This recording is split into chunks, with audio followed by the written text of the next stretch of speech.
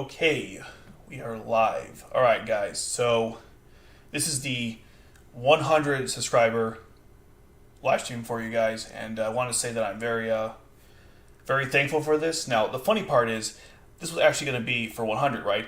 But now we're at 300 subscribers. So you may, in a good way, you kind of made this a little difficult. Because like, oh, I'll do 100, then 300 comes by, we'll do another one maybe, but 300's already come. So I'm really thankful to everyone who has subscribed to the channel, who loves the content. Very appreciative. And because you guys subscribed, so like you got this channel 300 subscribers, we'll probably do one like this for 500 and 1,000, 10,000, 100,000, however many we get to. I'm very optimistic about this channel. I have lots of plans, lots of videos in the works. In fact, I'm going to have a post at some point that's going to kind of detail what I'm doing for the next month. Because I feel like even though you guys aren't, financially, right, backing this channel, you are watching it, you're giving your time to it, so you are entitled to know what's going on. And so if you follow me on Facebook, I'll have a post at some point that's going to go through everything. If you want like a sneak peek, basically I'm going to be doing a reviews of everything. R1, R2, the recap films, the, Aikido to Exile, Lelouch the Resurrection, Reign of the Darkness, Oz the Reflection. I'm going to go through everything. And it's not going to be like your typical review where you go, oh, here's the characters, the plot, it's going to be more in depth. Because most people who watch this channel already saw most of that stuff. Or if you haven't, you just want to get like why is it important to the series? Because with the new stuff coming out, people are kind of curious about all that stuff. So that's kind of what's going on in the channel to come. Now, I put something in the description for this particular topic and no one saw it. So I'm thinking for the next time we do this, when we go through a CBR article, I'm going to instead just put a little poll at the beginning of this, and you guys just pick the article you want to do. But for this though, we're just going to do the article that I picked, which was going to be for Suzaku Against, and I believe that's everything I wanted to do. I wrote some notes here just to be sure. Let's see. Yep. All right, cool. All right, so now that we got that out of the way, let's get into why you're all here, which is to destroy this article. So let's get to it. All right, so the article we're going to be talking about today is 10 things fans never understood about Suzaku Against. Now, the thing we're going to do for this is that I'm going to go through each of these points, and if you guys have your own thoughts on it, I'll take a look and we'll go through them together. That way it's an interaction, with you guys and myself, because I feel like if we're going to go through one of these articles, I want to hear what your thoughts are. Now, granted, some of you may not like Suzaku, some of you might like him. I'm going to try to be more defending him, because I think this article brings up a lot of really common points about him that I think people misunderstand about him. And it's not just, this article. I just think fans in general, if you go on any like Reddit or Facebook, you'll notice that people some of the stuff they write is, a little ridiculous to me. But anyways, without further ado, let's get into this, because I don't want to keep you guys longer than an hour. That's already too long. All right, so let's get started. 10 things fans never stood about Suzaku Against. Suzaku harbors a lot of hate from fans, but without him in Code Geass, the story would not have been as complex as it was in the end. All right. I guess that's true. I don't like. There's nothing bold about that statement. Code Geass is part focused, focuses both on. Yeah, they never proofread their articles. It's really sad. It part focuses both on the action and its diverse characters. After being exiled, Lelouch was left all alone with his sister. The only person that accompanied them was Lelouch's childhood friend, Suzaku. They all got along pretty well until they grew up and followed their separate paths. Suzaku enrolled in the military, and Lelouch became a revolutionist. Okay? When they usually talk about stuff in the show, like they go through facts and stuff, there's no conflict, because they're really just going through the Wikipedia page. The only time that CBR sucks is when they try to put their own opinions into it. They're not even mainstream, and then you get to see the lack of their knowledge in the series. And you're going to see that a lot in this article. And if you've read any of the other ones, not even just Code Geass in general, you probably noticed it at this point. Continuing on here. Suzaku's opinions contradict Lelouch's, but he changes after coming to a realization. I bet you know what that one is. Even so, a lot of hate is directed towards Suzaku from fans. They call him a hypocrite. His character is complex, and many fail to understand that. Without him, the story would not have been as fun at all. Fun at all. Well, that is a very gross simplification. I don't know. Fun at all? That's not how I would describe that. Now, one thing they bring up here that I want to just point out before I go into the first point. They said that, where is it here? Right? They call him hypocrite, and many fail to understand his character, I guess. So my question is, with this article, right? Is this 10 things that fans don't understand, and we're going to explain them to you? Or is this 10 things fans don't understand, and we are going to explain why they don't understand? Because a lot of times in articles, they go both directions, as you're going to see with these points. So at least they admit his character is complex, and many fail to understand that, but they're not really going to try to explain his issues. Instead, they're going to just double down on them, which is whatever. Suzaku realized some things had some fun. Yeah, I don't know. It's just really really stupid stuff. Anyways, first point. Britannia kills innocent people and he follows them. Lelouch and Suzaku are two sides of the same coin. One supports the means to the end, while the other focuses on the results and not the means. That's a very I know what they're saying there, but come on, you could have. They're saying Suzaku cares.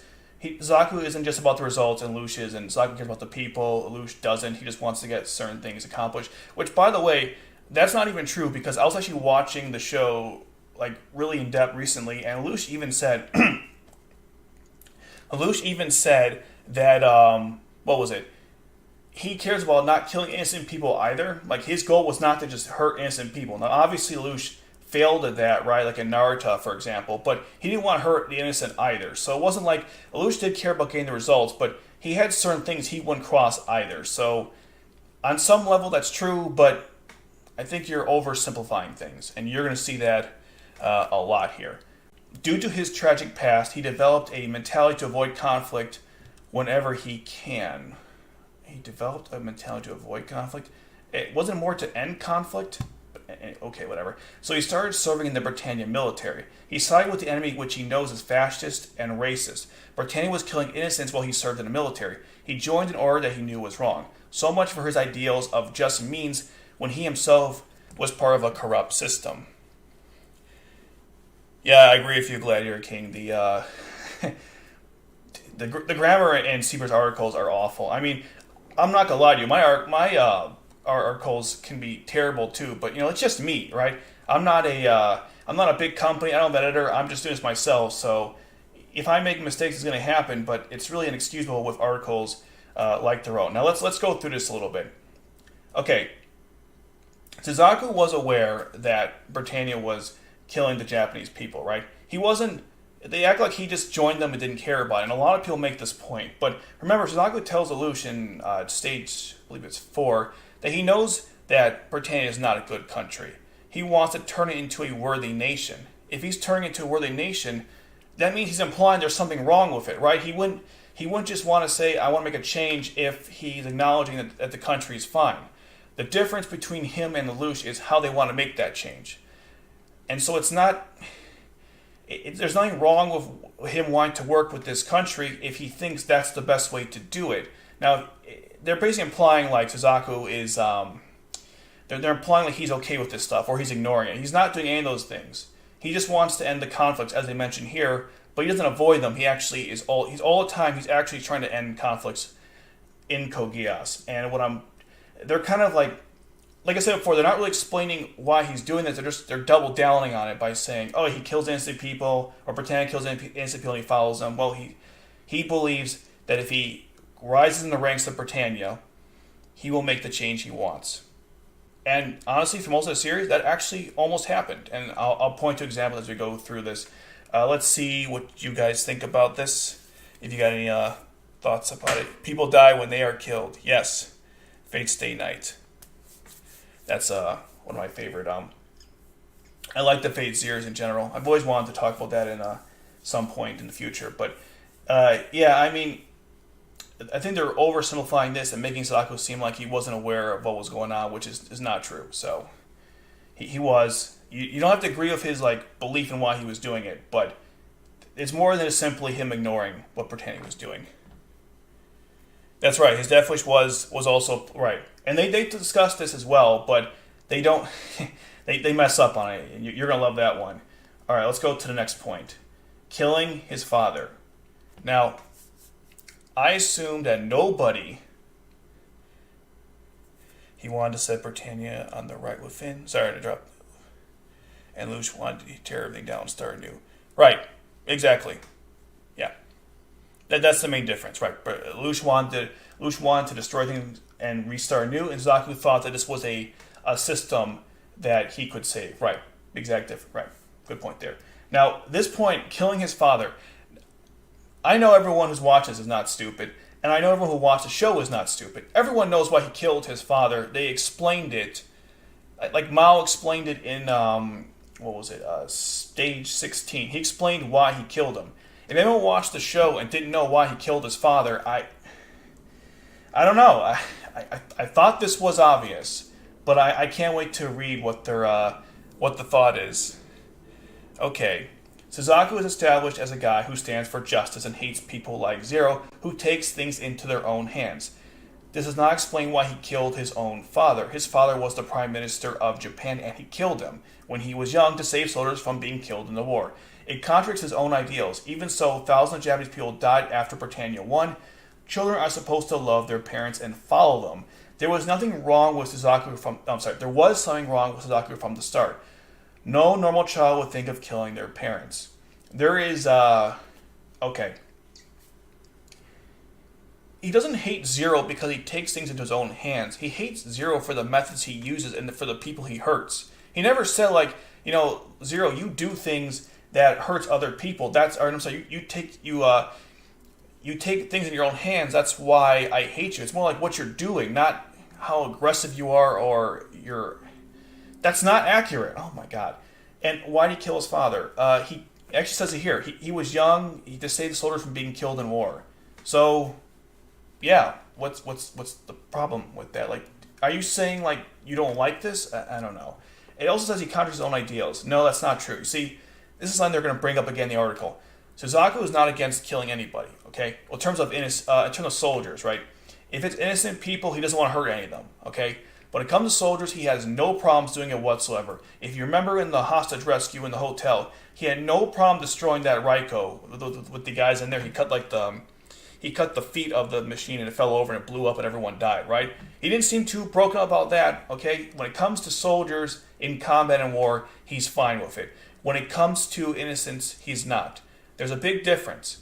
Now, with his father, he was kind of like a combatant in war, right? He was keeping things going. And Suzaku does explain, by the way, in turn, I believe it was 19 or 20. It was right after the F.L.E.I.J.A was fired. He explained like why he did everything, which if you just watch that episode, not you guys in the audience, but like if the people who wrote this article just watched that episode, they would have saw that, or would have heard like why he did everything he did. And I'm just annoyed that they didn't even consider that. Now the whole idea about like killing, like kids wouldn't kill their parents, I mean, okay, fine, Suzaku had some mental issues, sure. But that's not relevant because if you're going to say we don't understand why he killed his father and then state he did to save people's lives, which is it? Are you saying you don't or people don't? Because again, you're insulting the intelligence of the audience of people who read these articles who watch the show because they did explain what happened, right? So I don't really understand that. Even so, not Japanese people died after Britannia won. I mean, yeah, but more... that's actually interesting. It says, even so, thousands of people died after Britannia won. Yeah, but more would have died if he didn't kill him. That was why he killed him in the first place. So, I don't get that at all. All right, let's take a look what other people think. All right, he himself later explained why he did it with Callan. Right, episode 19 of R1. Yeah, that's right. He was explaining... That's right. He told... Right. Good point. They were on the island of Kamina, and he was explaining again, I killed my father... and the mistakes he made there with it. And he even tells Yuffie as well. Like he was pretty... Like, once the cat was out of the bag, he started telling everyone about it. So, how did you not notice that? It's kind of weird to me. That's right. Nano Matter says he thought he would stop the war if he killed his father. I believe it was his reasoning. If I mentioned save lives, right? He was trained in sword play by Toto as a kid, and a child soldier maybe. That's a good point. Didn't think about that because Toto trained him as a child, and that's something that I'm going to bring up later actually because they make a point which is so asinine. But yeah, he was trained for combat, and again, he even said in turn 19 or 20, whichever one it was, that it was a mistake. He was a kid. It was a little naive of him, but it also made sense too. And the whole idea, again, the whole idea of bringing up like children killing their parents, I don't know. I don't know why. It's not really relevant here because Suzaku, yeah, he's a normal, fine, whatever. Just don't say we don't understand because I believe we do. Why 11-year-old would even stab somebody related to the training his father? Yeah. Oh, that's you know what? That's AJ, right? That's a really good point because if you listen to the audio dramas, I'm trying to remember which one it was. They were actually going to marry. Genbu was going to marry Nunnally as a as a political marriage. Kind of like Odysseus and Tianzi. They were actually going to get married.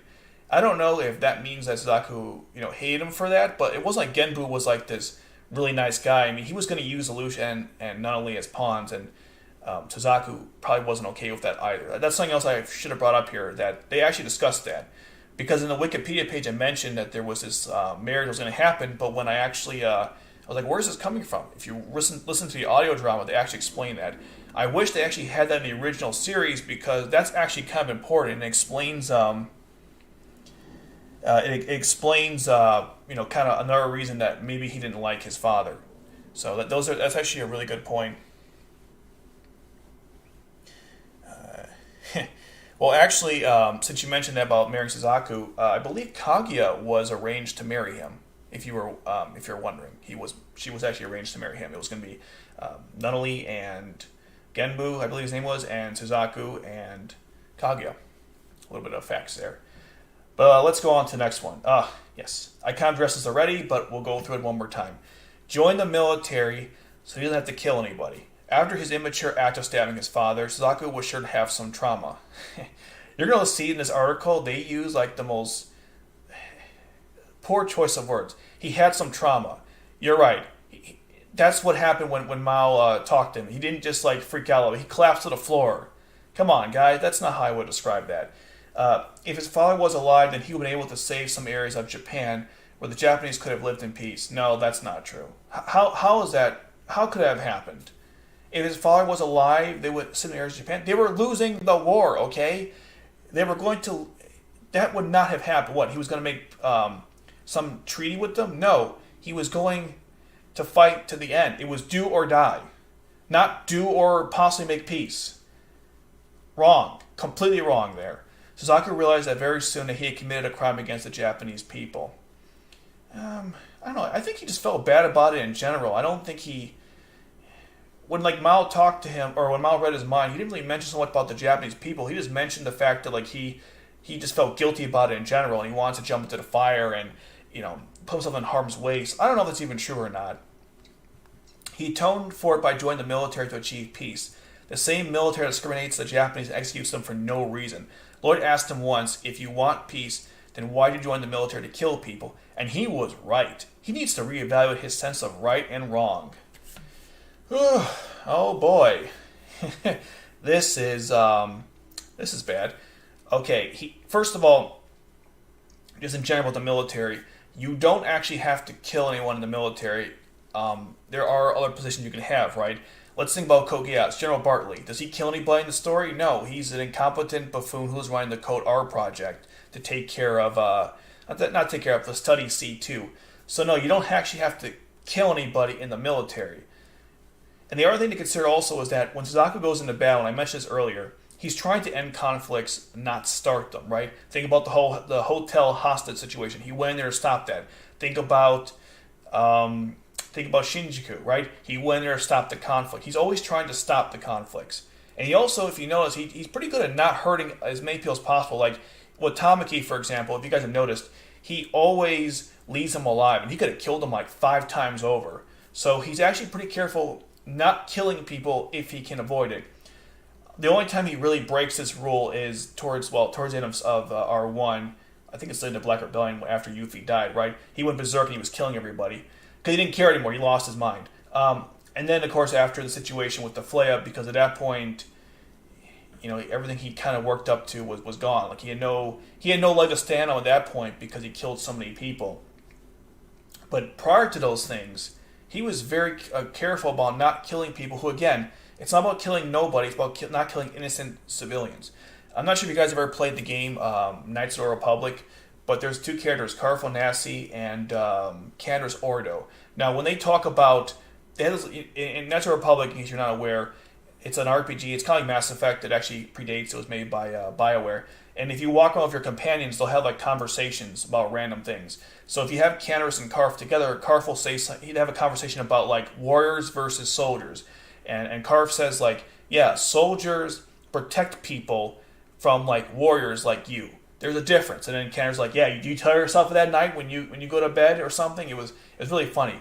But the point is, like, just because you join the military, yes, you will kill people, but the goal is, like, if you save people's lives from other people, you're not going to kill as many. I think people misunderstand this point about Suzaku and not wanting to kill people. It's innocent people. That's why the F.L.E.I.J.A really messed him up, because he killed innocent people. Again, he has no problem killing people in battle, all right? That's never been his issue. But even then, like I mentioned, he tries to limit it as much as possible. All right, let me take a look what other people are thinking. I'm sure there's a lot of comments here. Okay, end of R2 episode 20 or something. He admits it was a childish, impulsive act. Yep, that's right. That's about the killing his father. Yep, he was constantly grappling it for Cope in R1. Yep, he thought he would stop the war if he killed his father. That's right. He was also trained. Okay, I think I read that one already. It's a deeper reason why an 11-year-old would actually stab someone, maybe related to training. Okay, I think I went through those already. In the novel, Genbu was going to kill Nunnally. Ooh, darn. Well, in that case, it definitely was self-defense. He had seen the effects of the war. Remember that this is a scene where Lelouch, Nunnally, Suzaku walked through. Right, that's right. Child forced to see the effects of war could have caused major issues. Yeah, you know what? That's a good point too. I thought they said he joined to end conflict, not to kill at all. Right. Yeah, well, I mean, ideally, yes, that's the point, to end the conflict. But he's going to have to kill, he might kill some people as he does it, right? Again, like he killed the people in the Raiko in the hotel. He kind of had no choice in the matter. But yeah, generally speaking, he's just trying to end conflict. That was the whole point. He said in that, was it turn 2019, whichever one he was reminiscing about what happened, he said that, I killed my dad, I joined the military, I thought it would stop conflict, it didn't work, I was wrong about that. But we at least understand why he did it. This whole article is about like why we don't, or why fans don't understand. But that's not really what this is it? It's more like I do understand it, but I don't like it. Those are two different things, by the way, and they're not making a distinction in this article. Let's go through a couple more things here. There was a part on where Lelouch was saying, "When someone wins the fighting, it will end." That's pretty much Suzaku. I think he just wanted the Japanese side not. Yeah, that's a good point. That's right. Lelouch told C2 it was, I think that was stage 6, right? He said that, like, yeah, once the fighting ends, that's how it ends, and that's how it's going to go. They both, Lelouch and Suzaku both wanted to do the same thing. They had the same goals. They just had two different ways of getting to that same point. So I think you have to understand that one wanted to work from within, and one wanted to work, destroy the system and rebuild it. But both understood what had to be done.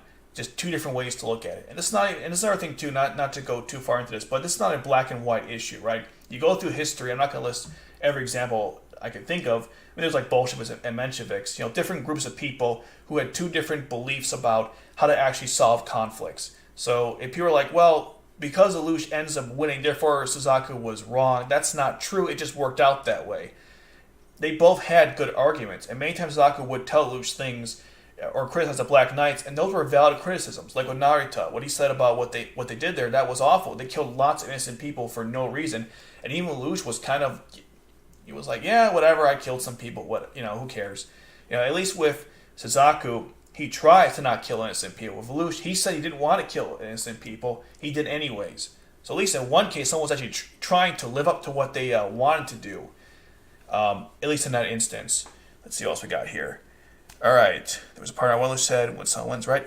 It was also probably the only path he could gain influence by military promotion. Britannia is a heavily military country, so it's only possible to gain influence he needed. That's very true. I want to get to action in a second. To change the country from within without being a noble, there's probably restrictions to civilian power and honor Britannians, civilians versus naturals.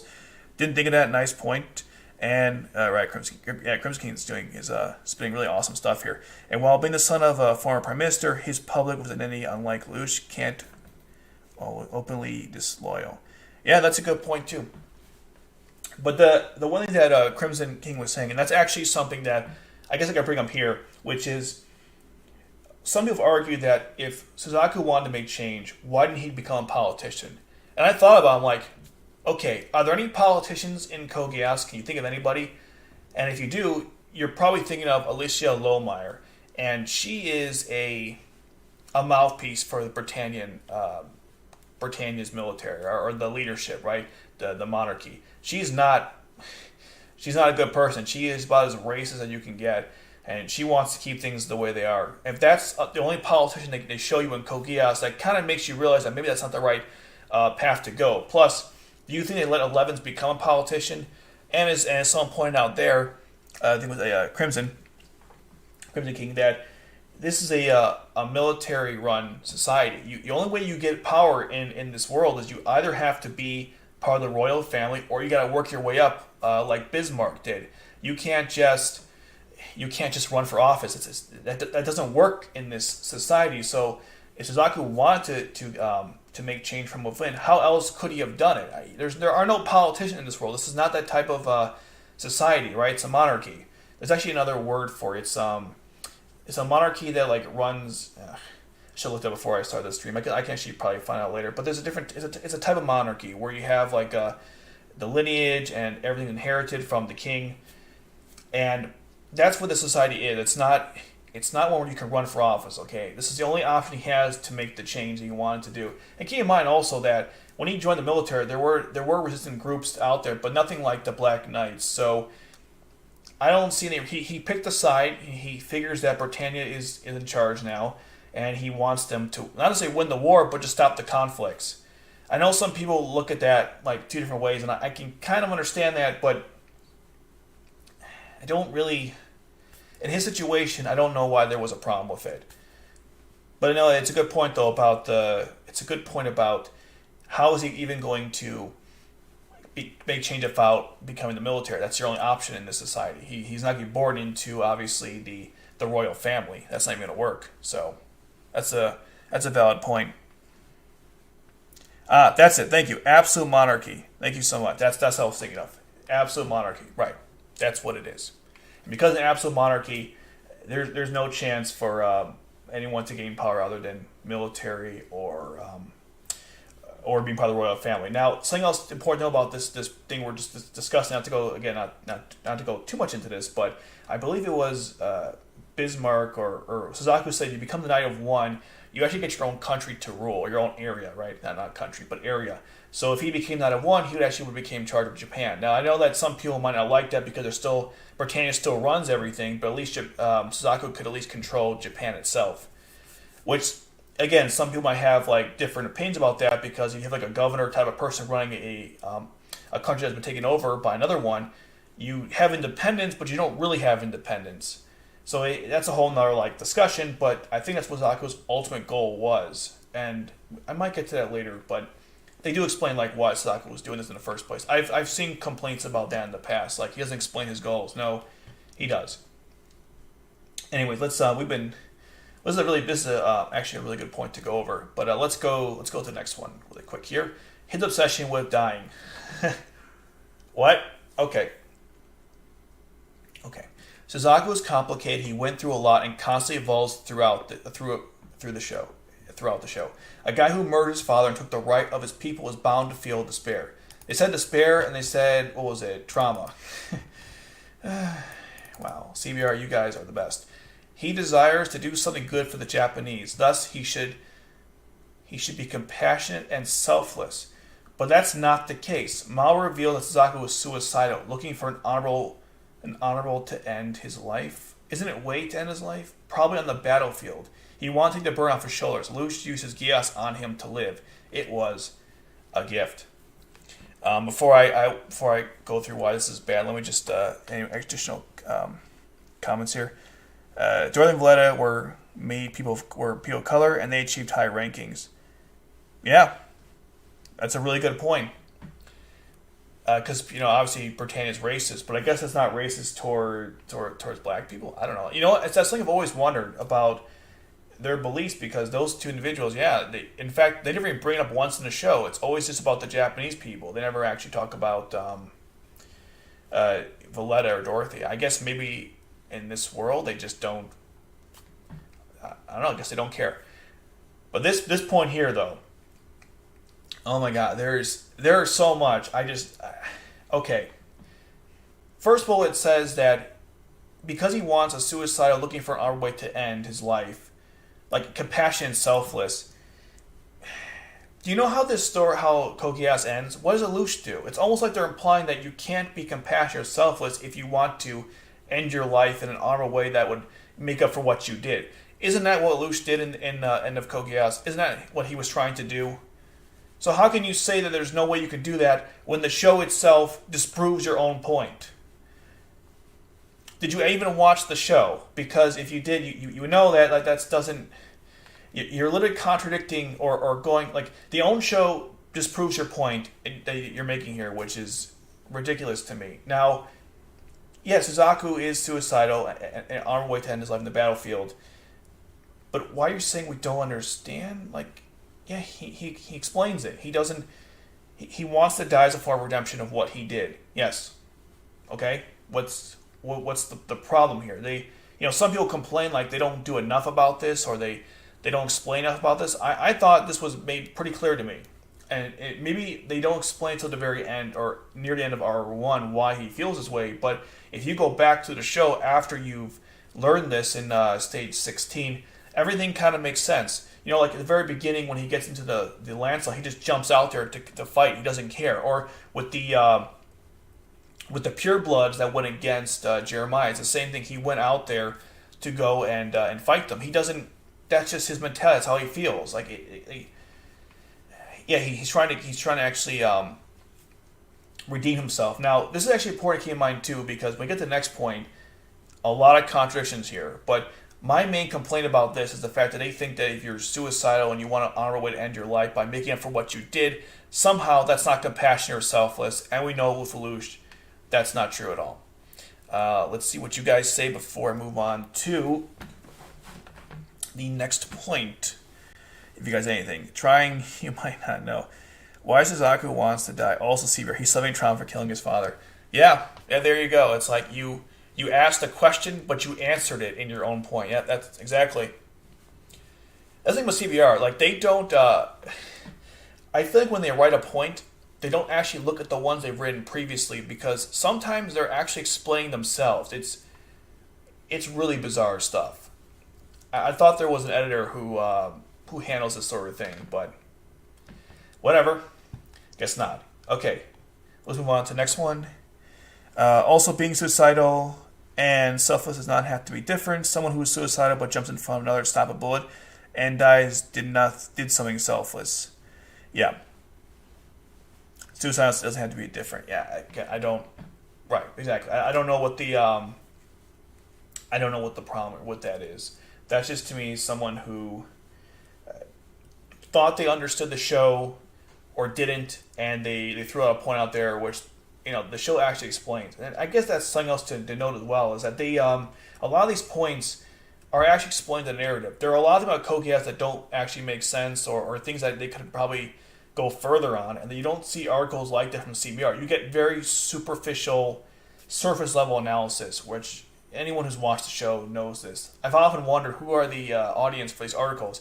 It's not for people who've never seen a show before because they spoil everything, but it's not for hardcore fans because you already know this information. So I never know when reading the articles who the intended audience is, because it's not me.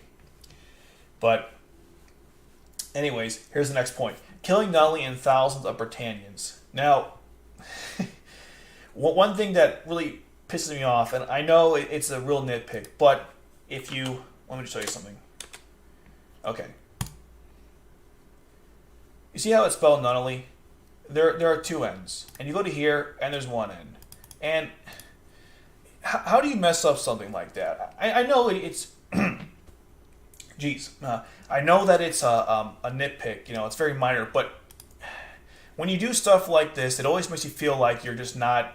You don't really care so much about the series. And then it also says here, thousands of Britannians. No, it was like, what? Let's type it really quick here. Come on now. Let's see. It killed 35 million people. Not thousands. Millions. And I know it's really a minor nitpick, but come on, guys. Anyways, Suzaku had a thick skull and nothing went through it. He was completely shut himself off to other ideas. Oh ho ho, what? What? No! Sorry, I'm going to scream, but no, that is wrong. Wrong. Oh my god. Lelouch tried to talk sense into him, but he was bent on being a pawn. He faced true horror when he fired the F.L.E.I.J.A, a warhead ended up killing not only, again, spelled with one N, and thousands of Britannians. But they doubled down on it. I give them credit, they doubled down on it. His sense of just means was thrown right out the window. Even then, he tried to blame it all on Lelouch to get the weight off his chest, but it did not take long for the reality to hit him. He tried to see everything in a new light and discovered that King Charles was to blame for all of it. Then he endorsed the Lelouch Requiem. Took him long enough. Oh, man. Okay. Alright. What happened in the beginning of that battle, right? Suzaku went to Lelouch, and he said, I have this F.L.E.I.J.A on me. Alright, I'm going to fire it if you guys don't stop it. Or, I'm not going to fire it, but I have it. Let's not do this conflict. Let's end the war, whatever. Lelouch was like, I don't believe you. You betrayed me. Who in that conversation sounded like they were shutting off ideas from the other person? It was Lelouch. He was not listening to anything Suzaku said. None of it. Don't tell me Suzaku had a thick skull. No, it was Lelouch in this case. Lelouch was so convinced that Suzaku betrayed him before when he was captured by Schneisel that Suzaku had nothing to offer at this point. Don't tell me Suzaku had a thick skull. That is absolutely wrong. It was Lelouch in this case. Garbage. And if you want to go further with it, it was all Schneidel's brilliant plan here because he knew that there might be some issues with both of them. So when he had Suzaku bring the F.L.E.I.J.A warhead into battle, he knew that Lelouch wasn't going to trust him anyways. And that's why he was able to use that later on with I think it was turn 19, when he told the Black Knights that, yeah, we told Suzaku, not Suzaku, we told Lelouch that we had the F.L.E.I.J.A warhead, and he did nothing about it. So you're missing the point here, and you didn't watch the scene because Lelouch was the one who shut himself off, not Suzaku. Suzaku was trying to talk sense into him. So that garbage. Now, in terms of blaming Lelouch for it, well, technically speaking, it was Geass that did it. If you watch the episode again, Suzaku was going to die by Colin's hand. He was saying oh, this is redemption. I'm going to die. It's over. It's fine. Whatever. This is how it ends. And then the Geass part make him live caused him to fire the F.L.E.I.J.A warhead. And something else you got to understand too about Geass, which I don't bring up here, it always makes you go against your nature, right? Think about Yuffie killing the Japanese people, or not only giving Lelouch the weapon to fire the F.L.E.I.J.A warheads, right? It always makes you do something you wouldn't normally want to do. So just because he fired the F.L.E.I.J.A warhead doesn't mean he actually wanted to do it. That was the Geass messing with him. What happened in turn 19 and 20 was that Suzaku, it wasn't so much that he blamed it. It wasn't that he blamed it on Lelouch or himself. He just realized, look, this happened. I gotta own up to it. It wasn't entirely my fault. I gotta take responsibility and change. And that's what happened. They make it seem like it was, oh, Lelouch did it. No, you know what? I did it. It wasn't Lelouch at all. That's not what happened. It's not happened at all. He took responsibility for what happened, and he realized certain things could never be the way he wanted because he worked so hard to save so many people. Think about this, right? Think about this. He saved 6 million people, right? In turn 8. 6 million people. And then he killed 35. So his plans ultimately failed. I don't think people realize that. He saved 6 million when he was a Knight of 7 using his authority, but he killed 35 with the F.L.E.I.J.A warhead. So he realized that, I guess, what he was trying to achieve wasn't going to happen. But he was really close, though, and I wish they would have mentioned that. Now, the last thing I wanted to bring up about this, and this is so irritating, he discovered that King Charles was to blame for all of it, and he endorsed the Zero Requiem. That's not what happened at all. They took like 3 episodes and they jammed it into one thing. Like it just went from this to this to that. That's not what happened at all. It wasn't he blamed King Charles. He hated the fact that he dirtied his hands with Geass and what he did to Lelouch and Nunnally. But that doesn't mean like he blamed him for everything. He didn't blame him for the Geass that Lelouch you. He just said like you dirtied your hands, you ruined Lelouch and Nunnally, so you're responsible for that. But they're doing a big leap here. And the other thing too is endorses Zero Requiem. Well, that's not what happened, right? He went to confront Marion and Charles in C's world, and then after the Ragnarok connection failed, then he endorsed the Requiem. The Requiem wasn't even a thought when this happened. There was no like Lelouch wasn't planning to just kill Charles. Well, kill him, take over Britannia and become the ultimate evil, right? That didn't happen yet. That wasn't even a thought yet. Lelouch told Zaku, you knew this was going to happen, or we had this idea in C's world after the Ragnarok connection. Not after he killed Nunnally and the 1,000 Britannians, which probably he didn't even kill Nunnally either, right? They don't even mention that either, that he didn't actually kill her. It was a rescue. It was a decoy by Schneisel. So, no matter how you look at this point, this is just this is so wrong on many levels. This is something that someone would write if they didn't really watch the show and they maybe read some forums or something or went on the Wikipedia page for a little bit, because if you actually watch this is not what happened. All right, let's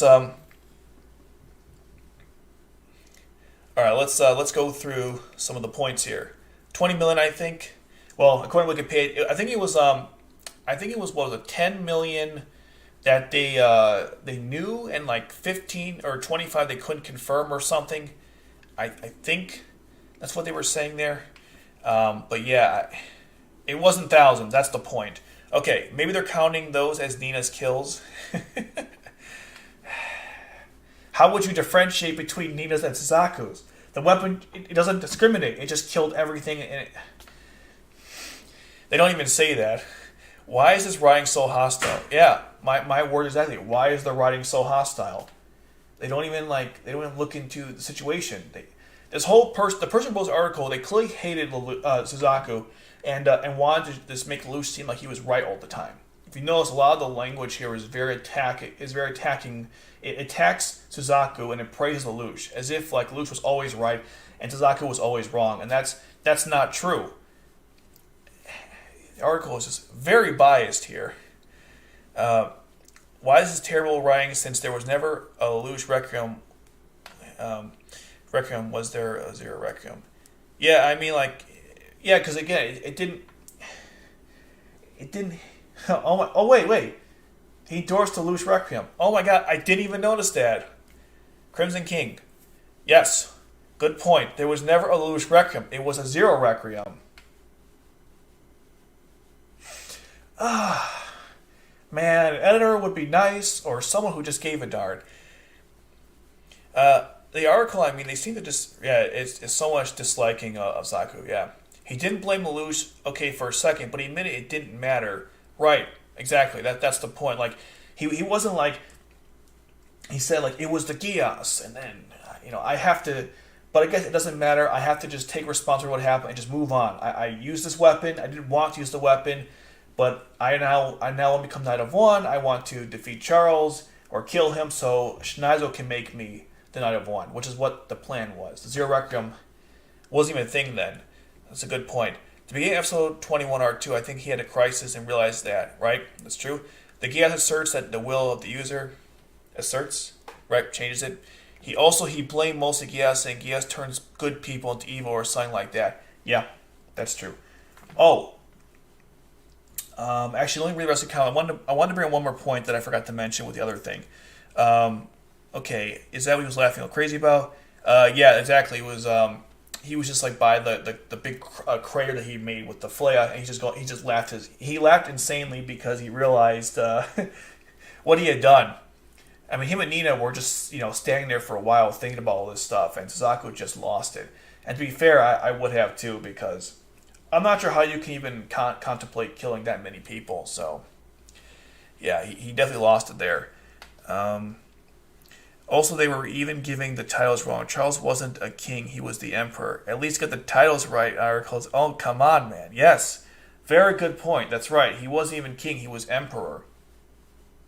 Yeah. Hey, look, when you don't care, you don't care. What else can I say? No, Charles is clearly a pharaoh. Yeah, he was a pharaoh. He had like a pseudo-Egyptian thing on, right?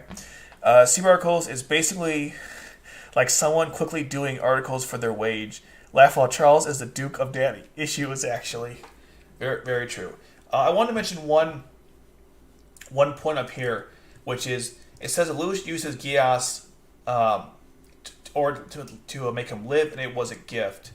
Well, even that wasn't written correctly. Okay, when has the Geass command on Suzaku to make him live considered a gift? Every single time Suzaku refers to it, he says it was a curse. It's always been a curse. They never said it was a gift once that I can think of, right? Remember that part where Suzaku was talking to Lelouch? I think it was in stage 17, I believe. And he was telling him, like, why'd you force me to live? It changed my whole life now. I keep contradicting myself and doing things I wouldn't normally do. This is an awful thing. It's a curse. They always said it was a curse. It was never a gift. Even when they were working together, it was a curse. It's one of those things where, details are important, and they really emphasize that in the show. It was never a gift. It was a curse. I don't know why they said it was a gift. Unless, maybe I'm wrong, but I'm fairly certain it was never considered a gift. It was considered a curse. Just curious if any of you... I'm not a fan of Suzaku. I wish they explored the idea of him being a hypocrite more. But he is a more complex character, and he feels one of the more real characters in the show.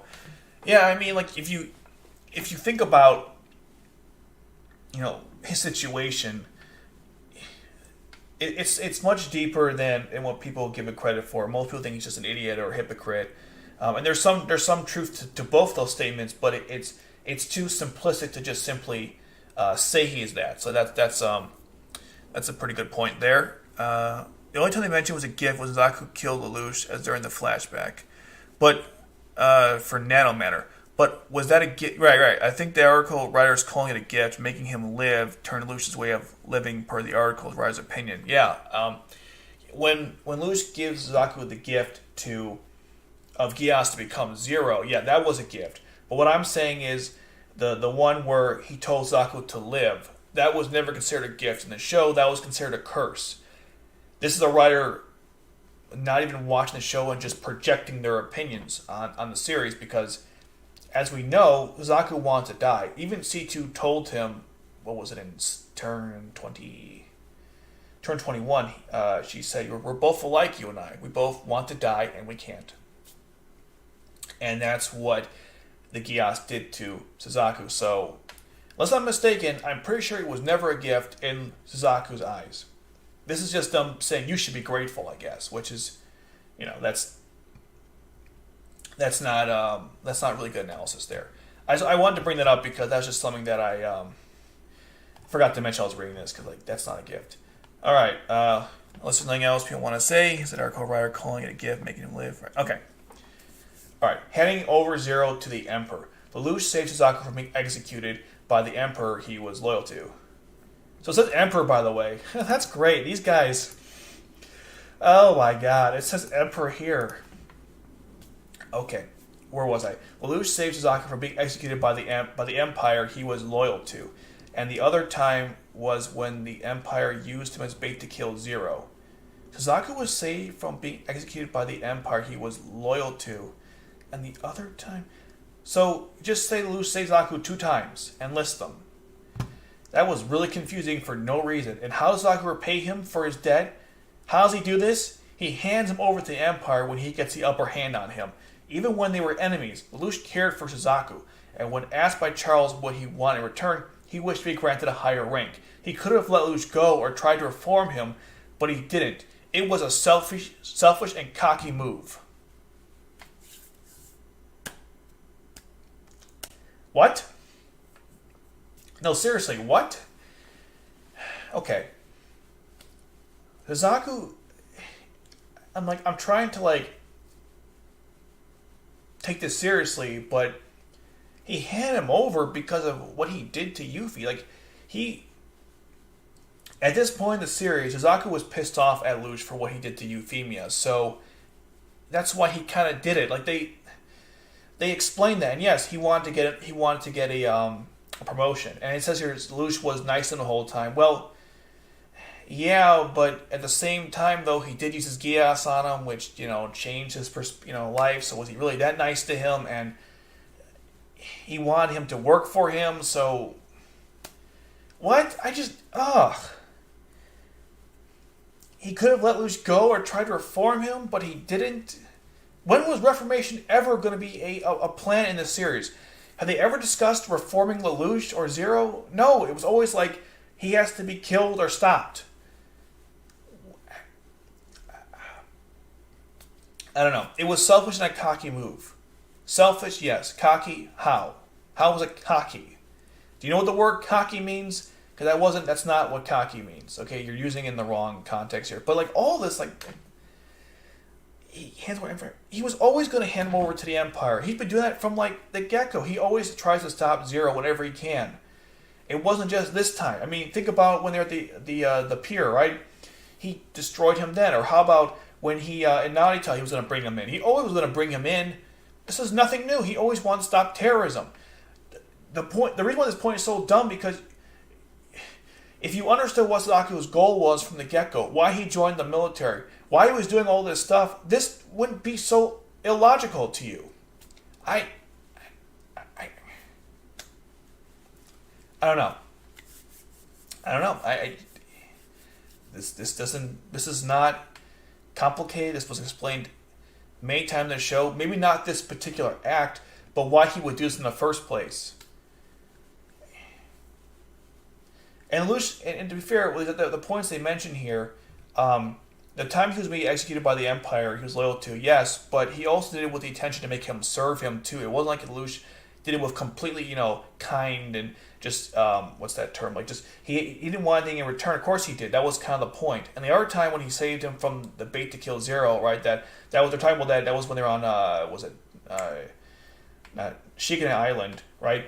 When he did that, that actually wasn't what Suzaku wanted. Yes, Lelouch saved him, but Suzaku wanted to die with Lelouch. And actually in that case, he didn't even know he was Lelouch. He knew he was Zero at the time, right? But in that situation, though, when he did that, that was not...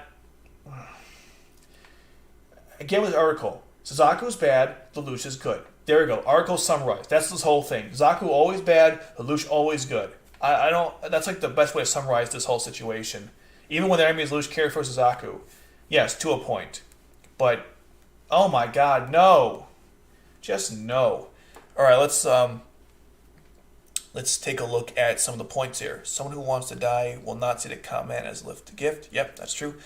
The only time they mentioned the gift was Suzaku killed Lelouch at Zero, right? Okay. Lelouch killed Yuffie. Oh my god. Yes. There you go. Thank you. Was that complicated? He was blind by a raid. Yes. Exactly. Lelouch is our protagonist, and we know who he's always feeling while Suzaku doesn't, for example. Suzaku assumes Yuffie's massacre wasn't a mistake. Sewn into him, Lelouch killed his lover. Yeah, that's right. He was pissed off by it. Written by R5, written by R1 Lelouch. Also, it's another thing everyone knows. Yeah, exactly. Everyone knows this. This is not complicated. My God. The writer really does have it out for Suzaku. Yeah, exactly. That's the point I'm making. Like, even when they try to defend him, they're not really defending him here. That's not what's happening here. This is like he was completely wrong. He had no right to do any of this. Lelouch was such a nice guy, Lelouch did nothing wrong. I mean, come on. No one believes that. Even Lelouch fans don't believe that. That's garbage. They're forgetting the moment in time when he was dealing with lots of mental strain, Yuffie's death, Zero's reveal. A lot wasn't thinking like a friend, but his enemies. Yeah. Did you hear the tone he had when he was talking to him in Common Island? He said, I know people like you, right? You want to betray the world the way the world has betrayed you. That's what Suzaku was thinking about all the time. They were not friends at that point. They were enemies. Okay, and for Lelouch to tell him, Yuffie's dead, move on, right? Come on. Suzaku was pissed off at that point. Oh my god, Yuffie. But yeah, I don't know. I forget the moment, right? I can't remember, did Lelouch ever tell Suzaku it was a mistake, or what happened to Yuffie? So, he doubled down on it in turn 17. Suzaku asked him, did you use your Geass on Yuffie? And Lelouch said yes. And Suzaku's like, why would you do that? And Lelouch said it was to motivate the Japanese people. So as far as I understand it, I don't think Lelouch ever told him it was an accident. And Lelouch does it all the time, by the way. He always doubles down on everything. Even when things could be explained by accident or I didn't mean it, he always doubles down on it. I'm not sure why he does that, but he's very okay with that, even though he really should defend himself. And I kind of wish he told Suzaku what actually happened. But I guess maybe like Suzaku with the F.L.E.I.J.A warhead, he figured it doesn't matter anymore. I did it. It was awful. I'll take responsibility for it, even though it wasn't entirely my fault. That's a good question. As far as I know, he never really told Suzaku what happened to Yuffie. Yeah, he felt guilt over it, and he just wanted to be commissioned. Mistake didn't clear the blood from his hands, so he might as well own up to it. Yep.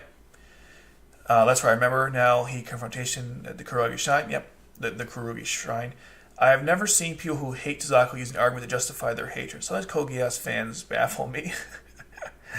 yeah, me too. But are they really fans, though? I'm just kidding. Everyone, this is obviously it's all fun. Obviously, everyone can have their opinions that they want. There's a lot of ambiguity with certain parts, so it makes sense that there's always going to be discussions about what was the right thing to do or the wrong, or who was right and who was wrong. But obviously, in this case, not everything was clear. But CBR would obviously think differently. Let's go through a couple more. Suzaku knew Lelouch was lying when Lelouch doubled down on it. I'm pretty sure. Yeah, it's possible. One thing also is Lelouch plays Yuffie as some killer in his speech. Suzaku has to live with thousands, thinking his lover was some selfish killer. Yeah, and you know what? That's actually a really good point. Because if you remember, when they were talking about the Zero Requiem, Suzaku kept telling Lelouch to keep your promise. And one of those promises was that Lelouch would erase their memory, or erase people's memories of Princess Massacre. Right? So that was one reason why they worked together, too. And, oh my god, I don't want to spoil anything, but that might be something discussed later. But that's a good point, because Lelouch ruined the legacy of his lover, and that pissed him off. And that's why that was one of the things they agreed on for the Zero Requiem. So that's actually a really good point. I believe that the moment he set on his course, he knew he would have to spill some blood, whether on purpose or by accident. So he might as well own up to it, because his actions started his dominion to fall. Yeah, I mean, that's very true. Although when it came to Narita, Lelouch only gave into that once Shirley's father died. Until then, he didn't really think much on it. But yeah, that's a good point too. Good points from everyone here. Just to really flesh the situation out, because when you really think about the show and the parts of it, things actually do make sense. But you gotta think about it a little further. That's why I like about Code Geass, going back through the show and watching certain scenes and episodes again, because oh, I see what you were doing there. That's actually pretty smart. So I like the feedback we're getting here. Let's see. He tells Suzaku to embrace the hate. Yes, he does. That was in was that stage 24? It was right before the Black Rebellion. That's right. I'm revering to Lelouch the moment he said about destroying. I'm referring to Lelouch the moment he said about destroying Britannia. Yeah, that's right. Okay, let's move on to the next point, which is, oh my god, letting Lelouch die. Suzaku in the end went on to serve Lelouch. He was assigned his personal knight, and it was the Knight of Zero, and put his life on the line for Lelouch. Finally, when the entire world was at peace, one final task had to be done to ensure that peace is everlasting. Lelouch had to die in front of everyone, and it had to be done by Suzaku's hands. Suzaku was surprised and in grief when Lelouch told him that, and he followed his plan like always. Lelouch was a planner, and Suzaku a soldier. Theatrics were his part, and he could have staged his death and saved him. Instead, he impaled him. Oh man, oof. Okay. One thing just to note, it said here the entire world was at peace. Do you know what peace is? Because as far as I understand it, Lelouch was running a dictatorship, had the Democles pointing down at everyone with flare warheads. Is that what you would call peace? That's not peace. Okay, there are people in the audience watching who are saying like, "Oh my God, don't say anything. They'll kill your whole family." Yeah, that's peace. Are you serious? Wow, just wow. That is not what peace. If you think that's what peace is, then I don't know what to tell you because that's not peace. Before even going through the rest of this insanity in this point, how can you say that the world? Oh my God. Okay. Anyway, let's just. I'll keep going, but just that one point alone is just. That's just a lack of understanding what's going on here. Now, he had to die for everyone. Suzaku's hand. Suzaku was surprised and grief when Lelouch told him that. Now, Suzaku was not surprised or in grief. If you actually look at the expression he makes, he wasn't really surprised. Okay? Because remember what he told him during that time when he had the helmet, right? He said, "We knew that it come to this during the Ragnarok connection." So this wasn't a surprise to anybody. I guess the only surprise was that Lelouch was going to go through with this. But they knew it was going to this. They planned this a while ago. Okay? This wasn't some kind of spontaneous thing. There's actually a manga called Lelouch Rebellion RE, if you're ever curious to look it up. It talks about what happened during the Zero Requiem. It gives you like some more backstory. And it kind of shows you, how things went from where they were from the Ragnarok connection to the end of the series. And in that manga, they show you like this was an ongoing event. So they make it seem like this was a sudden thing. Like Lelouch was like, "Hey, Suzaku, you gotta kill him, by the way." And Suzaku's like, "What? We never discussed this." Obviously, that's not what happened, but that's what they're implying here. And the last thing I can't stand is that they could have staged his death and saved him. Instead, he impaled him. If they had saved Lelouch or done some kind of theatrics to save him, that would have destroyed the whole purpose of the Zero Requiem to begin with. Lelouch had to die. He said at the very end, okay? Now, some people argue about this point, if he had to die or not, but Lelouch made it very clear. The only people who should be killed are those willing to be killed, right? I might have gotten that quote wrong, but that's the, what I'm saying. So, if that was his purpose behind doing this, how would saving him or doing theatrics would have worked here? You're taking like one of the best parts of Code Geass. Like, even people who hate the show will say like the ending was beautiful. Even I was watching Trash Taste, which I have mixed feelings about the podcast, but they said like Code Geass is like an anime where like it was a car that somehow beautifully parked, but was like it was just garbage the whole way through. It was like a car that crashed or something, but it was beautifully parked. I think that's what they were saying. The point is, most people acknowledge the fact that like the ending of Code Geass is still one of the best parts of the series, maybe the best part, and an anime in general, it's one of the best. Period. So you're taking the best part and you're ruining it by trying to find some way Lelouch will get out of this. Lelouch has never been the kind of person to get out of something like this. Okay, he's willing to die if he has to. He's never been. He's always been clear about this. Made his actions reflect this. So I don't know what you're talking about. And then one more thing about this. It says letting Lelouch die. Now, what's weird about this particular way of writing it is that it almost makes it seem like they were on a battlefield, right? And Lelouch got shot, and Suzaku just kind of let him there, let him lay there, and then didn't like save his life or something. This is just a very strange way to put it because shouldn't they just written like killing Lelouch? I mean, if you go through this whole article, they're pretty clear on saying like killing not only killing his father. By the way, these photos are I don't even know, but letting Lelouch die, that's ridiculous. And in my opinion, and we're going to get to this point very soon, but I think that Lelouch or Suzaku wouldn't have joined Lelouch if he wasn't going to actually die in the Zero Requiem. I think that's one of the things they agreed on. I could be wrong about that. That's all speculation, but I think that's one of the reasons why he joined him, because he was going to kill him at the end as a way to atone what he did. Again, that's a theory of mine. That's not fact. I don't recall that ever being discussed anywhere. Just one of my thoughts when Suzaku told Lelouch, remember, you got to keep your promise. But let's see what the people think here. Okay. All right. Lelouch didn't even die. But Suzaku didn't know that. Yeah, if you're counting about the new recap films, alternate universe, absolutely correct. Now they're forgetting Lelouch's character. The one thing Lelouch always said was those who kill should be prepared to be killed. Lelouch was following his own philosophy. Exactly. Oh God, I stepped away. They're blaming Suzaku for the Zero Requiem. Laugh out loud. Yeah. I don't know. Did he watch the show? I don't think so. In the alternate timeline, yes.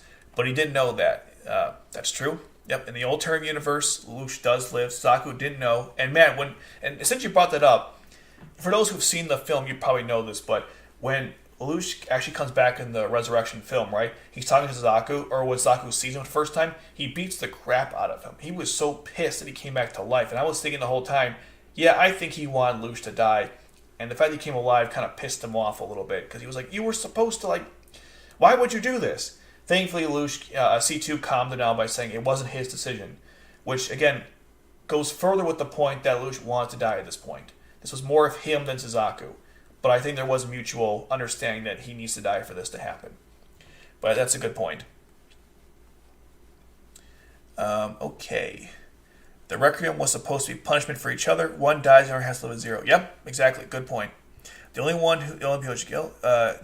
ones who should kill are those who are prepared to be killed. Yep, exactly. No one liked Charles' dictatorship and the violence of Lelouch. Obey me, the world speech. He literally said, anyone who dares to oppose my rule shall feel the power of the F.L.E.I.J.A, threatening with violence.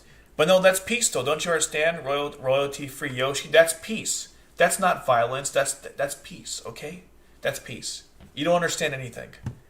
You're wrong. Even in the alternate universe, he died. They just moved his body after. Right. It was Shirley took care of that. Oh my God, the scene brought back my feeling when I saw them reunite in the movie. Felt bad for the boys, went into it thinking it'd be chill. I'm referring to the part where C2 was talking about Shirley movie's body. Yep, that's correct. Yeah, that scene with Lelouch and Suzaku, that was a very emotional scene, because Suzaku had mixed emotions because he thought that Lelouch was supposed to die there, and seeing him come back to life. I mean, they're best friends. They've been friends for a long time, but that doesn't mean that he still wasn't angry at him. So on some level, he's like, why are you here? But on some level, he's like, I'm glad you're back. And that's what he told him when they were standing up there with the computer when he watched the wedding. He told him, like, yeah, I'm glad you're back. You saved everything, and I know I'm a little angry at you, but ultimately I'm glad you're here. And Lelouch even said, I'm not sure how long I'm even going to be here. But no, that's a good point. That's a very good point. It was mixed emotions, and I liked. I kind of like how the Resurrection film handled that. Okay, what else we got here?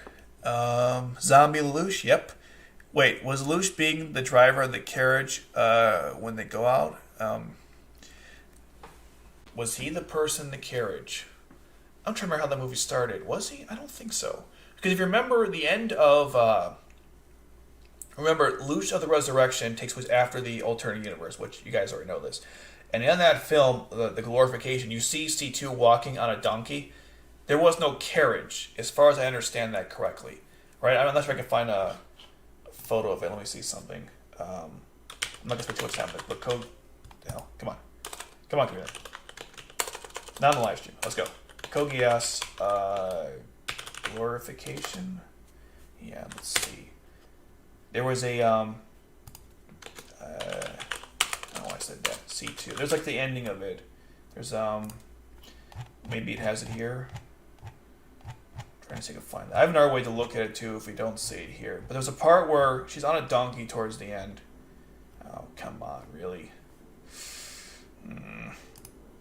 Well, I know there's a scene at the end. Let's see, maybe I can find it here. One more second, as I'm not gonna... Let's see. Ending. No, not that ending. This is so irritating. There's a scene where she's on a donkey. 1 second. Let me just try one more thing. Yeah, this is my... this is how I keep all like the photos and stuff for everything I do in my articles. Little background here. So the very end of this film, hold on. Where is it? Yeah, you see? She's on a donkey at this point. So I don't think they were actually... Go away. I don't think they were actually... there was a carriage at this point, because she was on a donkey toward the end of the series. But I could be wrong there. If I look at the... let's see something real quick. How does this movie start? No, those are my extra scenes. Hold on.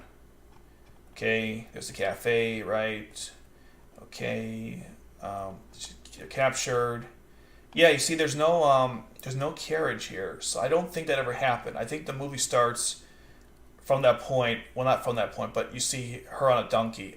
I don't think there actually was a carriage. Anyways, didn't mean to go too much into that, but I was kind of curious. All right, let's keep going on here. Yeah, the carriage driver thing. Just one more point about that. Not to Code Geass donkey. Well, whatever. You guys saw it. But the carriage driver theory, I think, was dispelled anyways because at the end of the recap film for R2, they said Lelouch died. So that was never him either way. Especially in the new films where you see her on a donkey, and they never showed that scene in that alternative universe. But anyway, let's keep going here. Yeah, the beating was well warranted, honestly. Yeah, it kind of was. He was pissed off. I can't blame him. All right, let's see here. Yeah, Yoshi. Yeah, he insisted C2 was riding a donkey alone, right? Okay. Also, Zombie Lelouch could have driven anything. True. Low-key thought Zombie Lelouch was kind of adorable. She doesn't agree though. I mean, I guess so. I mean, that scene when he hugged, what was his name? Colin. What was his name? What was her name? Colin. That was kind of cute, right? When he was petting her on the head. Yeah. The thing is, I don't know if I'd call him Zombie Lelouch. It was more like, I don't know what the correctly term nowadays, but he was mentally disabled Lelouch because his mind was different. You know, he was more on the level of someone who was mentally disabled than someone who was a zombie, right? If he was a zombie, wouldn't he, you guys have seen Walking Dead, right? You know what a zombie looks like or anything like that. That's why I never thought he was a zombie there. I know some people use that term, but to me, he was just mentally disabled. But I can see it both ways. There were some cute scenes with him, but generally speaking, I don't know. I can see it both ways. There's some innocence in his eyes. I think that might be the adorable part about Lelouch being a zombie. All right. Check one more time before we... Yeah, like exactly. Mentally, he's a baby, right? Exactly. He wasn't. Yeah, exactly. That's why I give C2 a lot of credit. I think I've stated in many videos. I give her a lot of credit because taking care of someone like that is not easy. It really isn't. If you ever have seen videos about people in general taking care of those who have mentally disabled issues, it's very difficult. You have a lot of patience. You have to be willing to put up with certain things and give everything without expecting anything in return. Which you should do, like, I'm not going to lecture you guys, but I'm just saying, like, that's a good philosophy to have in general. But yeah, that whole, that's a very hard thing to do. So that's why I really love the two of them as a couple. And I know that some people, that video I made, by the way, everyone's been writing a lot of comments, and I'm very thankful, by the way, you guys have so many opinions about that.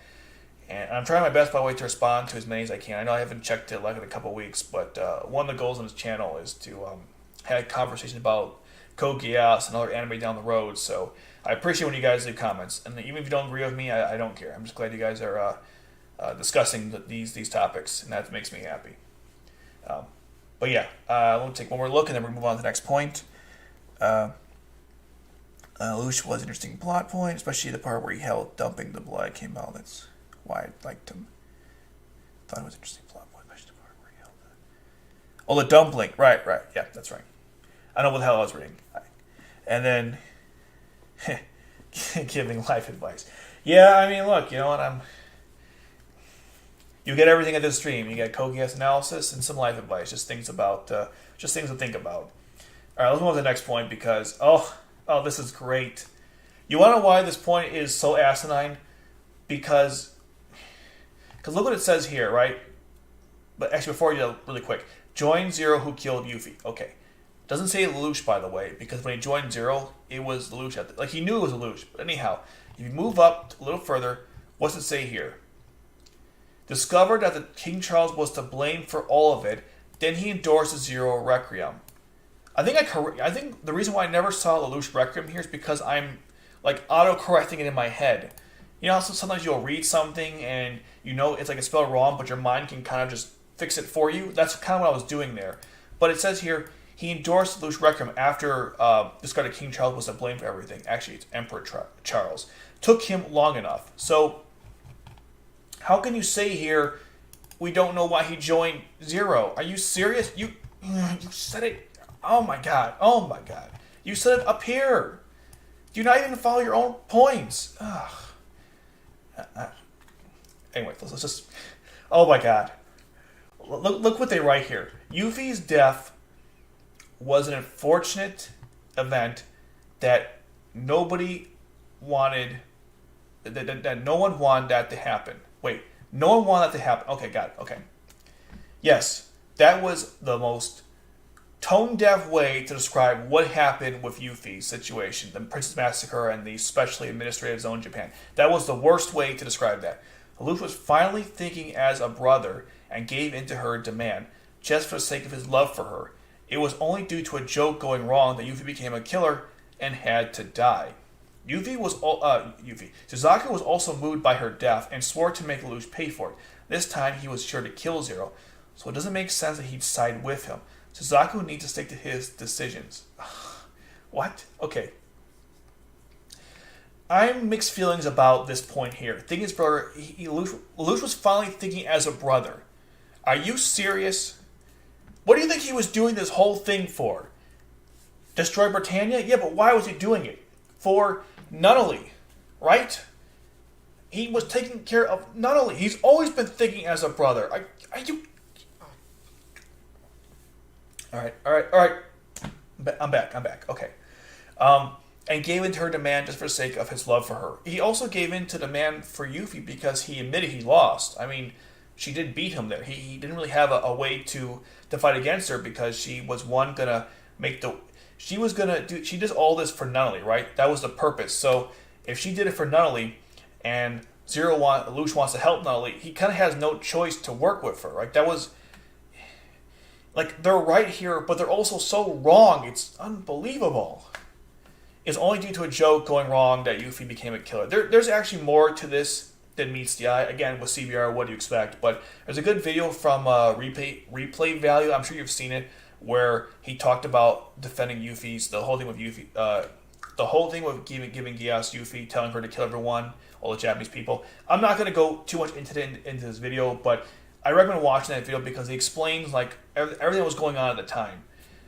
And this whole thing is just so, what a gross simplification of everything. And here's the part that like just boils my blood. Suzaku was moved by her death. Do you know what the word moved? Like, music moves me, okay? That's not what moving is. Like, or that's not the right term I would use, all right? Let me show you something, okay? Let's see if I can find it really quick. That was 23, right? Okay, 1 second. Hold on. I got the photo here. Let me go to the bottom. Where is it? Oh my god. Do I not have it? I thought I took a photo of it. Give me a second here. If I don't find it here, I can find another way, but like... Wow. Okay. Suzaku crazy face. So I want to like point out something here. Where's the one where... No, that's Lelouch. Where's that classic one where he just... Wow, I don't have it. It's so annoying. I don't want to show footage of this series, but like... There's a... Hold on. Oh, maybe... Let's see something. Let's see. Suzaku crazy face, stage 23. Come on, where is that picture? I should have had on standby. Because it was just amazing. Okay, I'm losing my thing here. Let's try something else. Let's do Code Geass, stage 23. If I can't find it, I'll have to find it like another time. But there's a face he makes. All right, I said stage, not turd. Come on, guys. Where the heck is it? There's an image of... I can't find it here, but there's a part where after Yuffie is shot, Suzaku makes his expression. He's really pissed off. And the question I ask you, is that moved? Really? That's how you describe moved? He was blood raged. Oh my god. That's... Okay, whatever. Moved, that's wrong term. Then it says he swore to Lelouch pay for it. Okay, I have a question for you guys. This says swore to make Lelouch pay for it. Then you ask here, why would he do this? Why would he do something like this? You know, Lelouch was so nice to him. Why would he join Lelouch? He was so evil to him.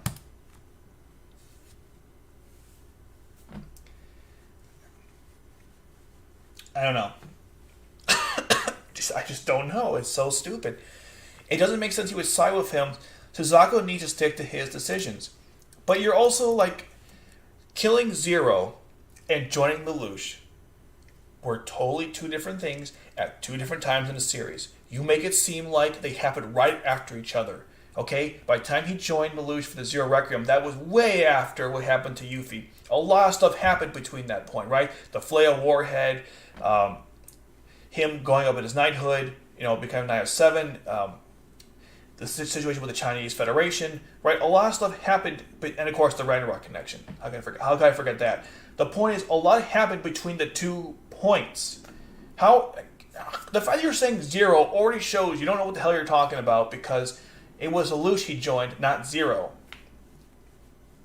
Just all around, disrespect to the show. Not even just Suzaku and Lelouch, just the show in general. What kind of crap is this? Yuffie's death wasn't an unfortunate event. It was a freaking tragedy, a devastating blow to everybody in the series, both to Lelouch and Suzaku. And Suzaku wasn't just upset about it. He was blood raged. Okay, he is still angry with Lelouch to this day. He let it go so they could work together, but he was pissed off at him. Even in Turn 17, when they were talking about the Kurugi Shrine, he was actually going to work with him even then. They don't bring this up here, but he was actually going to work with him even then because, again, he wanted to help not only, but he was still pissed off at him, okay? And he even told Suzaku that, Suzaku told Lelouch at that point, you need to keep this thing going, right? If you're going to keep pretending, then do it actually to save people, not hurt them. So there was a lot more going on than what they're implying here. And I don't think anyone who watched the show was confused by this. There were some things that were confusing. This was not one of them. Wow, 2 short paragraphs, but so much damage done. Unbelievable. All right, let's go through some. Let's go through some of the comments here. CBR loves answering their own questions. Not only do they love answering their own questions, but they don't even realize they're doing it. I almost feel like these were independently written paragraphs. But yeah, they do. Unfortunate event. That's an underwhelming way of saying Lelouch fudged up. Yep. Absolutely. The only point I think they're meaning here is that as a brother to Yuffie, not Nutley. We always knew he was Nutley's brother, but now he was acting like Yuffie's brother. Still badly written, though. Yeah, no, that's a good point. I can see it that way, too. It's just, but they don't mention that, though. They're like, Lelouch actually was finally thinking as a brother, but they weren't saying to whom exactly. You're right. That's a good point. Okay, so maybe CBR get a little bit of defense, but it's still poorly written, though. Okay, it doesn't change anything else. But you're right. Maybe that's what they were thinking there. They could have made that more clear, though, because we know Lelouch was acting like a brother to Nutley this whole time. And as I mentioned before, he only really gave in to Yuffie at the end because she was going to help Nutley, and that's Lelouch's goals, right? It wasn't to destroy Britannia, which, that was the goal, but the purpose behind everything was for Nutley. So if they were going to save her in another way, he would take that option as well. So that's why he gave in to her at the end, because he still wanted her, he still wanted her to shoot him or cause her to do something else. He was pretty determined to make something bad happen until she brought the thing for Nutley. But yeah, that's a good point, though. I'll admit I'm wrong. Maybe that's what they meant. Suzaku lost his motivation to die after the F-bomb. In C's world, he and Lelouch find what the world desires, and both he and Lelouch set out to create a gentle world. Yeah? An actual gentle world, not the one that Charles was pretending was gentle. Very true. You can look at the Yuffie incident as the Geass becoming too powerful at the wrong stage, which foreshadowed by the Mao arc. Very true. But also calculated activation to the twist situation in his favor. Yeah, look, people criticize the whole thing by saying it was clearly that it was contrived and it was to get the plot going. Sure, there's some truth to that, but they did try to foreshadow it with Mao, and in life, Just like in Code Geass, things don't go the way you want, and when it comes to like your Geass going wrong or going losing your control of Geass at the wrong time, won't happen at a point you want it to. In fact, is there ever even a good point when it would happen? So it's one of those things where it's like, this is the worst time for this. Then you say to yourself, is there ever a good time for this to happen? And the answer is no. I mean, that's why like that topic is very difficult to discuss, because I see both arguments there. I see on one hand it was foreshadowed with the Mao arc, but I can also see that it was a little contrived and it also got the plot going. I don't hate the show either way because of it. Personally, for me, when I watched it, I was like shocked by it, but not like, oh my god. I never said like, man, this is so contrived. Man, the plot is just trying to get loose. I never thought of that. I was like, oh my god, what? Most people were just in shock when it happened. And I was too, and I think I was 20 years old when I first watched this show. So when I checked it out, I was just more like in shock of what happened. And even now, I'm a little desensitized to it because I've seen the scene so many times. But even now, I still kind of like look at it like, ugh, not this point. So I see it both ways, but either way you look at it, I still thought it was a good part of the series. Not good like I enjoyed it, but like it's an important part of the series. That's probably a better way to put it. And it doesn't matter to me if it was contrived or if they foreshadowed well. It was still a very impactful part of the series, and it made sense the more I thought about it, which is something that they obviously didn't do in this article. Let's keep going here. I shall say this. I can see that there's issues with the Yuffie Massacre, but honestly, with everything we know about Geass and just how the show in general, I absolutely love the Yuffie Massacre episode. Yeah, I mean, it was really shocking what happened. I kind of sound like a condescending toner, but not being serious. It was very shocking what happened. And the whole situation was hard because Lelouch felt kind of helpless too. Like I was watching it again, and he's like, "No, Yuffie, don't do this!" And he tried to stop her, and he even used his Geass to tell the guards to get away, but it was too late. She shot like that first, I think it was old guy in the seats, and then Dalton tried to stop her, and she shot Dalton. I never understood though, not to go too far into it, but I never understood like why Dalton. Or why Dalton didn't just take control and tell everyone to stop, or Cornelia, because she was the viceroy at the time. You would think one of them could have like told the military to stop. I mean, I know Yuffie had some authority, but I think most people could have realized that like this was clearly something we shouldn't be doing. Like it didn't make any sense.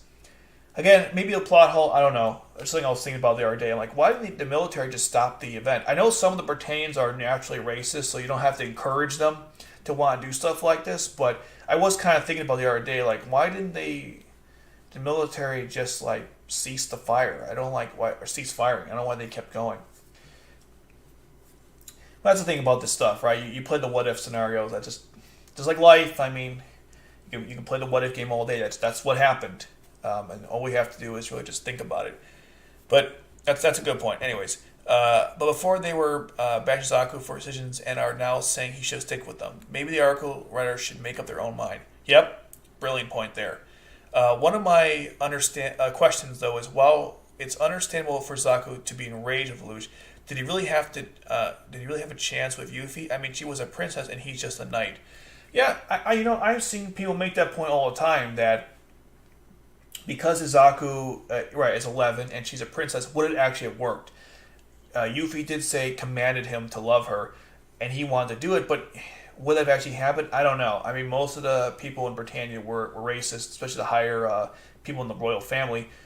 But at the same time, though, I mean, Yuffie was allowed to do what she wanted. I mean, even Schneizel, I think he said in the alternate universe, which is not the same universe, but I think the point still applies. He said, like, I'm not going to fight with my little sister. So I think on some level they didn't really care. They were angry with something she did, but I think if they wanted to get married, it probably would have been okay. But it is a good point, though. How long could it have lasted? I don't know. It's a fair point. And unfortunately, we never find out. But at the same time, though, not to go too much into this, but didn't Suzaku get like he was able to go to the Sword of Akasha with Charles, and I think he was the only person like among the Knights of the Round. So if you really think about it, I mean, they were totally fine getting Suzaku in high positions of authority toward the end of the series, so maybe it would have worked out. Very hard to say. I know the idea of like the marriage thing could have been difficult. I think that's why the whole Valletta and Ogi thing at the end was kind of important, not because of the characters themselves, but because it was a pure blood. No, she did bleed, but pure blood Britannian marrying a pure Japanese man. So maybe that's what that marriage maybe they're saying in that sorry, that last scene that like, yeah, maybe because that worked out, this could have worked out, or maybe that had to happen first before this could happen. I don't know. It's a good point. I've seen people discuss that theory many times that it wouldn't have worked out anyways, and I can see both arguments for and against that. That's a good point. Okay. Let's see. One question. So, well, understand. Okay. Maybe I don't understand enough about Britannian politics. Yeah, Britannian politics are confusing in general, so I don't blame you on that one. I don't think that really matters. They clearly had strong feelings for each other. Yep, they sure did. That's why that whole massacre thing was awful. One of the worst parts of the series, at least for those characters. I know I was just wondering if they were legally allowed. I think legally they were fine. I don't think that was the issue because, again, Yuffie could do what she want. I mean, she knighted him for crying out loud. And he did become the Knight of Seven, so they can give authority to anyone they want. I mean, remember, this is an absolute monarchy, so whatever Charles wants, that's what happens, you know. If he says, like, it's, you know, daytime is nighttime, that's what it is. I mean, it's kind of weird, but that's the rules of Britannia. So if he wanted to change the rules, he easily could. So I don't think there'd be an issue with that. Even before he knew Lelouch was Zero, it's not hard for Zaku to put two and two together. Yuffie goes into a private with Zero, then she becomes a different person. In her final moment, she doesn't remember. Well, it's hard to say because no one really understood the supernatural abilities of Geass, unless you're talking about after the fact. I think you're probably talking about after, right? Because that's when he learned everything. I mean, if you're talking about before, it's hard to say because people... The one issue with Code Geass is that they introduced the supernatural element of Geass to the series, but most people wouldn't think that way normally because, like, that's not how, like... I'm trying to explain this the best way I can. I think the point is, like, if a concept is not known to you that even could exist, I don't think you could ever conceive of it existing. Like, there's a good metaphor in Mass Effect 1 where one that's I think she was with the with the Authority, and she said, like, you know, it's like explaining color to a creature with no eye. I know I'm getting, like, really, like, weird here, but, like, just follow me for a second here. So I'm saying, like, I don't think Suzaku even could have thought of the idea to even suggest that's what happened. Now, if you're talking about after the fact, yeah, I can see that totally. So maybe, but again, we don't know if it was on purpose, if he knew it was an accident or on purpose. But beforehand, I don't know if he even considered the idea because Geass isn't known to anybody except for Charles, Bismarck, C2, Marion, V2. That's everyone who knows about Geass. Oh, and Mao, right, Mao. So besides that, no one else was even aware of its existence. Even Schneider didn't even understand that. If you remember, like, that whole part when the massacre was even happening, he was like, what is this madness? Man, that did not age well when he said that. What is this madness? Did not age well. All right, let's move on to the next one. For anyone in that situation, it's not hard to assume saying, okay, close the doors. I think also that Yuffie instant show Lelouch's hubris was beginning to get out of hand. He was beginning to become too confident. It reminded him harshly of the cost of changing the world. Good point. I agree, and that's actually mentioned in the Yuffie defense video, so that's a good point there. Unless you're a Zaku hater and you think he's the dumbest person to ever exist. Which point was that? For anyone in this situation... Oh, okay, yeah, I see what you're saying. Yeah, exactly. The Yuffie scene, in my opinion, is how to do a Diaz Machina moment, right? Okay. And some people agree with that. Because at least they set it up, right? It's one thing if they just throw it out of the blue. At least they explained it could happen. So that's a good point. I think people don't really give that enough analysis when they discuss it. I don't think Cornelia exactly what was going on at the time. I also think the princess had higher authority than in general. Okay. That's a good... Gladiator King, that's a good point. That's probably why Cornelia didn't do anything. Although, not to counter it, but I do remember that once the things were happening, Cornelia went to join the battle, so maybe then she could have taken control. But yeah, definitely early on, Yuffie had complete control to do what she wanted, and they had to obey her. But once things were happening, though, there was no cease of anything. Like Cornelia didn't do anything to try to stop it, or any of her generals. So... early on, you're right, but like later on, though, like what was the excuse there? That's a good point, though. Dalton had been shot by Yuffie at the time, so he couldn't. That's true. Cornelia was not the incident, but was far away. But she wasn't thinking like a commander. So her sister was prepared to go for Yuffie. Okay, that's true. The mindset could have been wrong. Yep. or not wrong mindset, but like that she wasn't even thinking about that. That's true. As for Yuffie, she was preparing to renounce her claim to the throne. That's true. By a normal citizen, probably if not married, maybe they could have been living as a couple. Oh yeah, you know what? Didn't even think about that. They would just be normal civilians. Maybe she did that because she wanted to marry Suzaku. Code Geass theory. All right, that's a good point. Pretty sure they can change people charged for treason for disobeying orders, most likely resulting in one's execution. Yep, that's true, but if Cornelia's in charge, I mean, is that really treason? I don't know. That's a good point, though. I mean, they can't disobey Yuffie, but they could also obey Cornelia because she is one above her. I don't know. It's a good point, though. You know, soldiers, again, they have to obey their orders, and I believe Yuffie even said that. But then again, the marriage happened at the end after Zero Requiem, right? The Ogi and the Valletta one. That's true. Of course, by then the whole country was changed, so it's not really a fair comparison, but just something I was thinking about. It might have worked out without all the racist nobles. Yeah, true. I mean, even when they were racist, though, like, the one thing I gotta think about, though, is Suzaku got his promotion even though they were racist to begin with. Like, during that scene when she got knighted, no one was clapping until Lloyd and Dalton did. And everyone else was, like, clapping angrily, like this, you know. But they were clapping nonetheless, so it showed that if the royal family wants it, it's going to happen. So I think it could have worked out, especially if Yuffie was going to renounce her claim to the throne. The nobles can be racist all they want; they can't stop the royal family. Okay, even like but Lloyd, you know, as far as powerful as he still was like inferior to hired people in the military, and of course the royal family. So their ability or their authority only goes so far. That's a good point, though. Either way. Honestly, I thought the Yuffie and Suzaku romance happened too fast, but that's just me. Admiration and romantic love are different things. True, but they were teens and young love. It'd be like that sometimes. Yeah, I mean, love is, we could go a whole talk about, we can, like, just go off the rails with this, but it did go pretty quick, but, again, that is teenage romance. Now, love and love and having a crush, those are like two different things, right? So you might be hearing some noises. My radiator is going off. Awesome thing about living in an apartment. But anyways, I mean, did it go too fast? I can see that, you know, because it's was it like when Yuffie said, like, you know, I really love you and all that stuff, you know, what did that actually mean? Was that sincere? How do you even know? That's a good point. I never had any of all the things I think about in Code Geass, that never crossed my mind. But that's a good point. Maybe some people think it wasn't believable. It's a valid point. I think we're cool. All right, let's move on to the next point.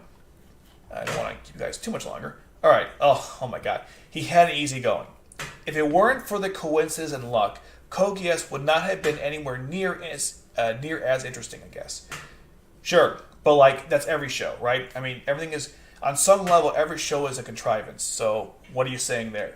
Lelouch was lucky he found C2 and got the power of Geass from her. But Suzaku's luck never seemed to run out. Despite a few setbacks, his luck works more than anyone else's. I'm like, again, correcting it myself. He met Princess Euphemia, who fell in love with him, became the pilot of the most advanced nightmare, just because he was present there, got along with all the 11s at a Britannian, as an 11 at a Britannian school, and all other things he was fortunate to have. Still, he acts like the most miserable guy in the world. Is this for real? Like, is this actually a valid point? Because what are they talking about here? I mean, you could list good things. There's bad things. Like Yuffie died, right? So she might have fallen in love with him, but she also was killed by his best friend. He had to kill his best friend for the Zero Requiem. He had to kill his own father to stop the war. At least that's what he thought he had to do. He lived with that guilt his whole life. He constantly gets mind fudged by everybody in the series, like Mao and C2. You know, that's not good either, right? What else is bad about him? He felt like he had to join Britannian to fight against Japan, and on some level he wasn't okay with that. That's why he told Colin during the fight in turn, was it 25? Like, I had to do this, okay?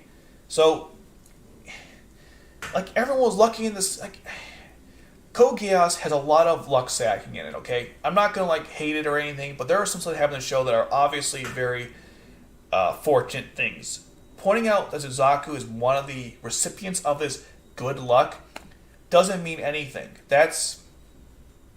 I don't even know, like, how that's a valid point, because if you really want to go down the line, everybody had good luck going their way. You could think of so many situations where it's like, oh, you know, that just worked out well for them, or isn't it convenient that, you know, C2 just happened to run into Lelouch at the time? And they mentioned that here, but that's actually, that might be more lucky for Lelouch than anything happening with Suzaku. And of course, the biggest thing with Suzaku that was unfortunate was he killed, you know, 35 million people with a F.L.E.I.J.A warhead. That was real lucky for him too, right? What the hell? Okay. Then it says he acts like the most miserable guy in the world. Yeah, in the military he does. In the Ashford Academy, he's very calm. He's very happy all the time. What are you talking about? Unbelievable. And something else too, I'm going to go to the end. I'm not going to go too far into it because they mentioned the end, but he had the most advanced nightmare. Not true. Absolutely not true. It was not the most advanced nightmare frame. And we're going to see the next point where they get that completely wrong. Okay? But again, this is the same company that wrote the whole nightmare frame discussion, which I destroyed that one like a couple weeks ago, so you can always check that out if you want to. But yeah, he had an easy going. And if you want to even go further with this, like, how is this something that fans don't understand? It's a story. Sometimes things go the character's way, and sometimes they don't. You have to make things somewhat contrived for things to happen. This is like, you know, writing 101. I mean, it's a story for a reason. If things just... I think I'm putting more into this than they did. I don't even know. Like, are they for real? Like, you could take everyone in this... anyone in Code Geass had an easy going on some level. Everyone had problems, and everyone had good things going their way. Suzaku wasn't, in my opinion, any more or less than that in that regard. Yeah, some things went well, and some things didn't. I don't know. I don't think this is even like worth addressing further. Let's see what else we got here. Okay. Maybe Yuffie could have been attracted to Suzaku, not truly deep in love, but that's just a theory that came up on the spot. Yeah, it's true. I mean, she brought it up to him, right? I mean, they were kind of close, but she mentioned to him like, "Hey, you know, I command you to love me," and Suzaku was like, "Whoa," you know. So on some level, she kind of was a little more aggressive about it. So maybe Suzaku wasn't, but yeah, true. Will this stay up? I'm not sure what you're asking. Like, the comments or the video? I mean, I'm not getting rid of this. I'm going to have this listed when it's over. I'm not deleting the comments either, so they should be here at the end. Assuming I didn't, like, mess this up. Oh my god, not the manga. Oh, Suzaku the counterattack. Yeah, that's what this is from, by the way. Why did they pick an image from Suzaku the counterattack? This manga, by the way, I agree, is just the worst. Oh my god, this manga. No. Some of the spin-off stories are not terrible. This one in particular, no. It's got good Lelouch and Suzaku fan art if you like that sort of thing, but the rest of it, ugh. It's always amazing to me how they try to take the story of Code Geass and summarize it in like a short manga series, and this was the worst example. Like at least Nightmare of Nunnally was a completely different story that was actually kind of interesting, and they also did the original series into a manga as well. And they changed a lot of stuff, but at least it kind of worked. This was way too condensed. Way too condensed. So that's a good point. Setbacks. You mean his lover dying in front of his eyes after he had to lie straight to his face? Yeah, that was wonderful. No, that's you don't understand. You see, that was an easy going.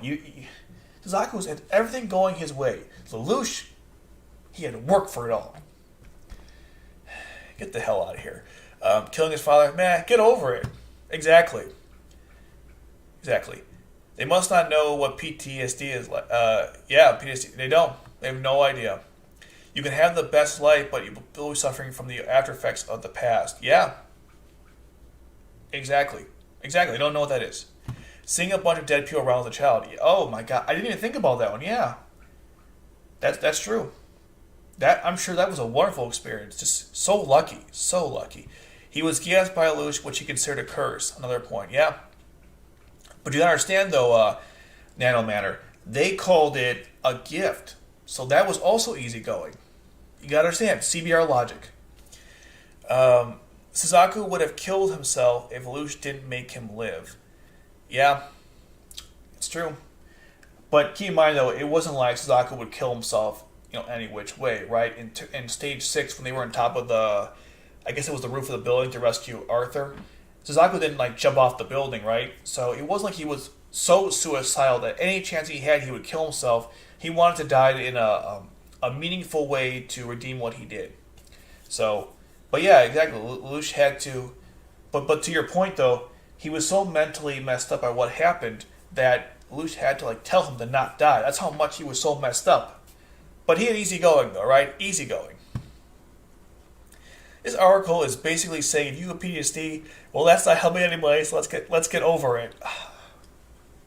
Yeah, exactly. You can make this point for any characters in any medium. Exactly. This is just like when you are like saying something like this in your article, you are scraping the bottom of the barrel at this point. This is all you have about Suzaku that no one understood. Oh my god.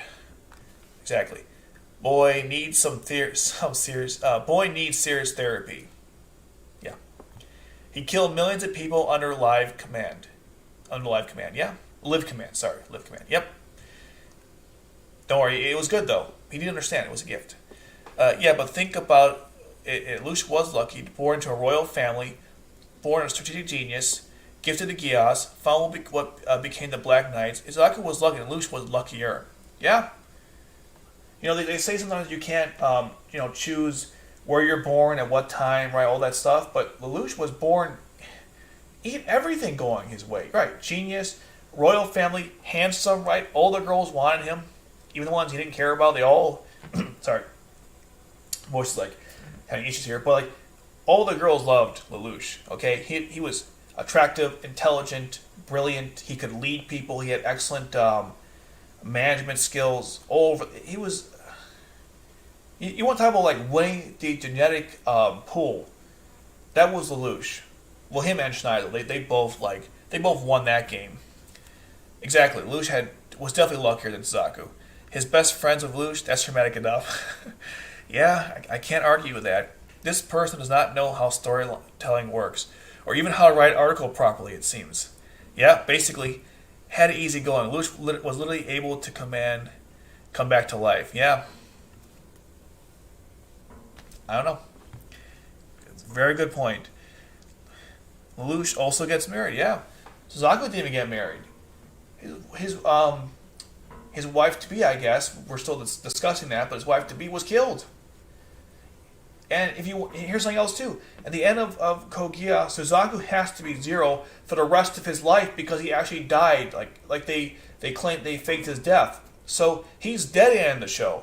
How's that lucky? He has to be someone else for the rest of his life. Are you kidding me right now? We can just keep going down this list. This is absolutely ridiculous. Really, I thought that the most we knew after R3 was Lelouch was in an intimate relationship with C2 in that picture drama after R3 movie with...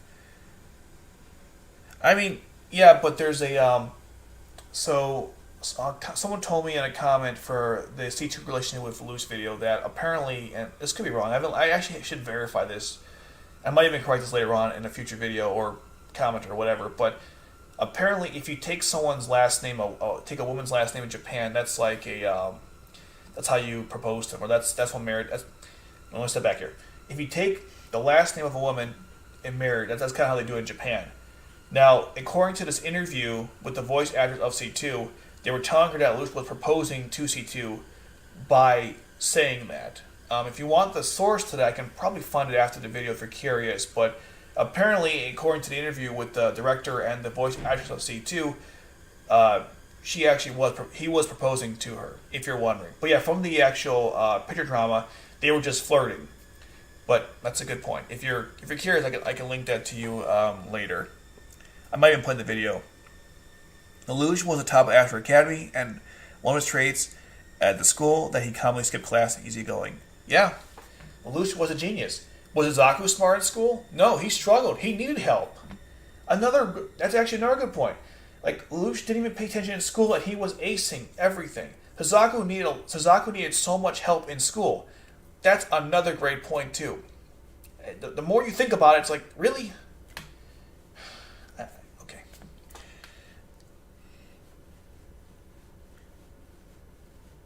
I did not know that. That's revived the song at the end of the Resurrection film was Lelouch singing his love for C2. Is that true? That's interesting. I did not know that. So that's why I like talking to you guys about this stuff, because I feel like I understand certain things, but there's always stuff I don't. That's interesting. I never knew that. Here you go. I mean, there's a lot of elements of that movie that explain that actually was Lelouch proposing to C2. I mean, we know Lelouch is like, when it comes to romance, he's clueless. So that's something else to keep in mind as well. Any other? I think everybody came out before the movie. No, I'm pretty sure that was the last song. That's the song that ended the film. They were playing it when they were holding hands and walking out. I could be wrong there, but I thought that's what they were doing. You're not alone. Everyone, I think that's the most common ship. I could be wrong, but I'm pretty sure C2 and Lelouch is the most common thing. I'm sorry, not the most common. What am I talking about? Most popular ship. Okay, let's get to the last point here, because this one just wraps up what already is a terribly written article. Okay, here we go. Oh boy. Suzaku is overpowered. Code Geass is a show about strategy and mind games with mechas. In Season 2, it became a mecha show with mind games and strategy. Lelouch used to plan out every little detail before launching an attack, but Suzaku wrecks everything just because he's strong. And there is no consistent reason behind his talent. Even Lelouch's plans went wrong many times. Khan was a talented pilot of the Gurren because she trained hard for it. Suzaku, on the other hand, seemed to be born with it, and his Lancelot gets new upgrades all the time, which throws a monkey wrench at the balance of power in the show. Okay, all right, let's break this down. I think the show, I can see it both ways. When they say like it became a mecha show of mind games and strategy versus a show about strategy and mind games with mechas, I can see it both ways. I know R2, which is what they should have said here. They say Season 2, but come on, R2. Mechas became more of a focus, but mechas were always... and by the way, mechas know nightmare frames. You guys, if you write art about Code Geass, use the terminology. But anyways, they were always important to the story in both seasons, okay? A lot of the plans that Lelouch did in R1 required the nightmare frames, right? The Narita with the landslide, that required the Gurren. Yeah, he came with the idea to utilize the Gurren the best way, but that still required a nightmare frame to do it. So that doesn't really... I can see it both ways. I've always... In my opinion, if you're going to say one or the other, it would apply to the whole show, because either mechas have always been the main event, Nightmare Frame, always been the main part of the story was strategy, or there was strategy that was behind the Nightmare Frames. There is a part, though, in the story where eventually, like, there's this big power creep issue with Code Geass, where because Nightmare Frames become so powerful, things become pointless. That there is some truth to that, but there still was strategy involved, because like when Lelouch trapped Schneisel at the end of the show, there was strategy there that involved Nightmare Frames. I mean, they had to get into the Democles, but the whole idea of recording the message and getting in there and using the Geass on them, that was actually strategy. So there's always hints of it in both cases. If you're going to use a blanket statement like this, I think it's either it applies to both seasons or none of them. And they're kind of saying like, well, I mean, there were some strategies in the first series, not so much in the second one, or if there was a second one, it was more mech focused. Don't know about that. Next thing, Suzaku wrecks everything just because he's strong. Well, the Nightmare Frame is strong. I believe what they're saying. Well, yes, originally Code Geass does have that. And I won't lie to you and tell you that it gets a little repetitive at some points, right? Because a lot of the first episodes are basically Lelouch does a plan. He's very close to succeeding. Suzaku ruins it. Then Colin tries to fight him. They get into a draw, and nothing happens. This is a very common repetitive pattern in Code Geass. But Suzaku isn't like the biggest problem behind it. That's if you don't really like that part of the show, then you really don't like the writing of the Code Geass, not so much Suzaku himself. I think you're being a little bit too focused. You're focusing on the wrong thing there. And even when Suzaku wrecks everything, again, what is that that terminology there you're using, or that word choice?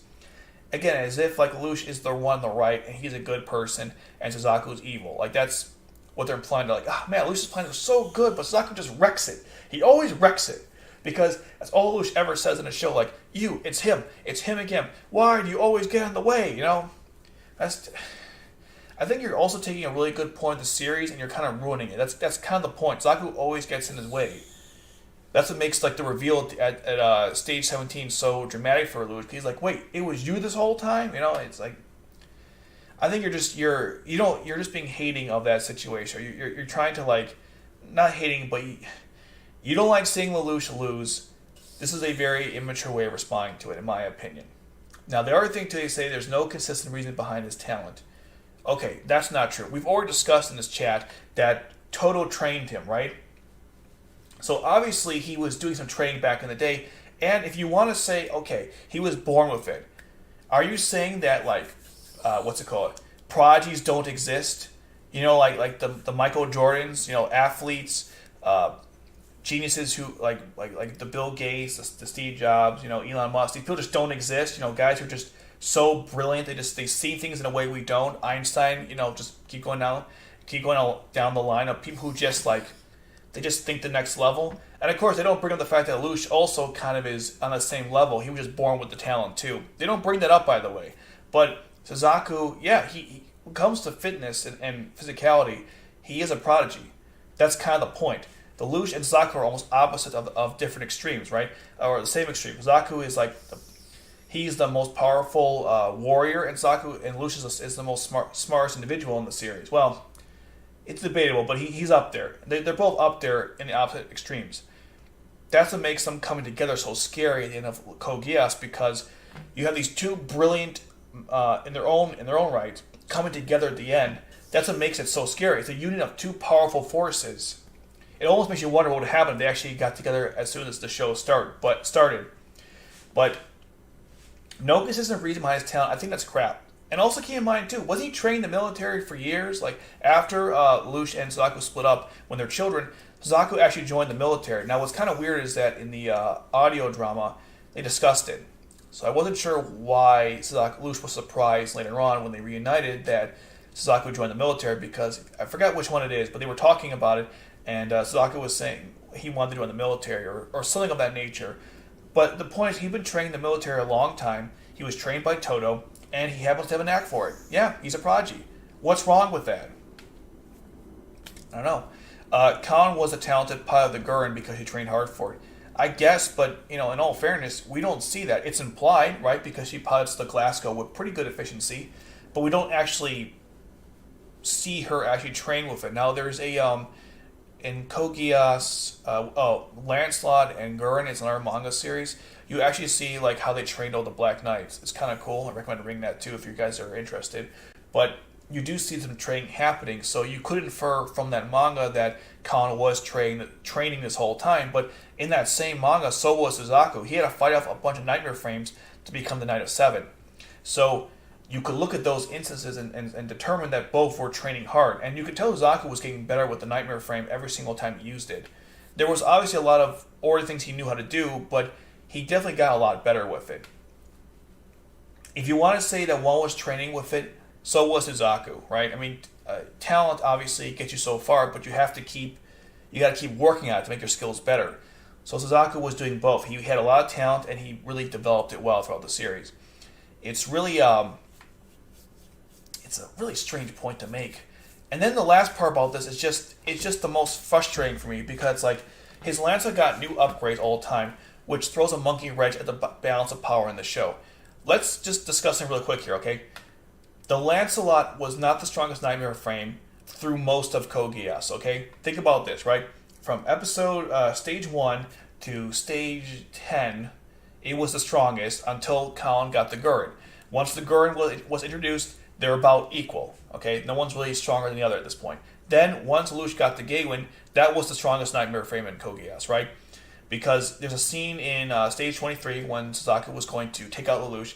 C2 was firing the Hydra cannon at him, and he's like, "Oh my god, I this is too powerful. I couldn't stop it."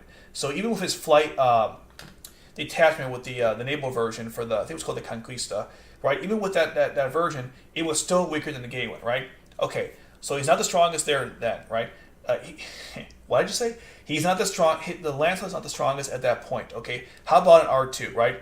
Is it the strongest then? No, because there were other. The Knights of the Round had better Nightmare frames. Right? The Mordred, the Tristan, the Galahad. Those were stronger Nightmare frames than the Lancelot at the time. It wasn't until he got the Albion that he was stronger than those. But then when he had the Albion, the Gurren Satan 8 Elements was already in play. And that was stronger than his, because Colin said that her Nightmare frame had better specs. Now, you can go back and forth about like, well, okay, but maybe the way they were designed to fight makes one better than the other. The point I'm trying to make is that if you go through most of Code Geass, the Lancelot was not even the strongest Nightmare frame.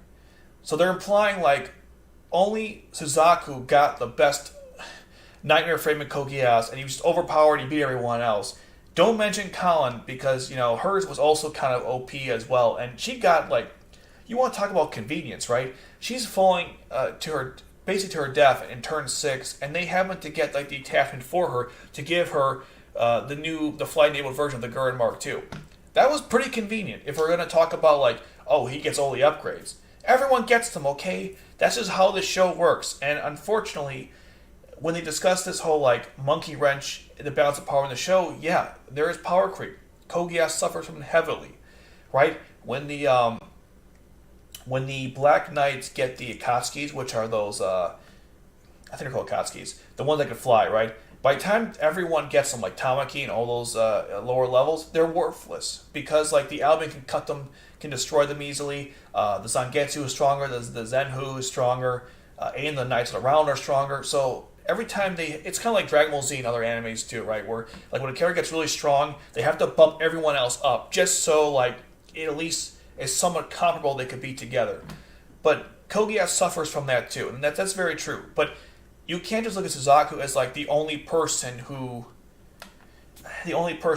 benefit from this, or is the only overpowered character. And if you want to go further with this, like, how is this not explained? People do understand this, because that's... God, no matter how you analyze this point, or all these points, this makes no sense to me at all. None whatsoever. You really have to, like, you had to really not pay attention to this series to think that the Lancelot was the strongest Nightmare frame, or Suzaku's talent had no knowledge about it whatsoever, or the fact that, like, everything just, like, was handed to Suzaku. Like, the more I think about this, it's just, it's so frustrating. Suzaku directed everything, because he was just strong, you know. That's such a childish way to even write that. All right. I don't know. Let's go through the comments real quick and see what people think. From what I see, I think Lelouch and Suzaku might be even more popularly strange than I know. Yeah, you know what? There is a thing for that. In fact, this manga here, there's a lot of... There's not actually a couple, obviously, in the manga, but there's a lot of photos of them together that are kind of like, the art in this manga is very interesting. But yeah, that's a good point. I've seen that. I've seen a lot of that shit. Nah, both came out in 2019. Interesting. Okay. Cecile said that Suzaku got top scores in Simulator. He just never piloted a real one before.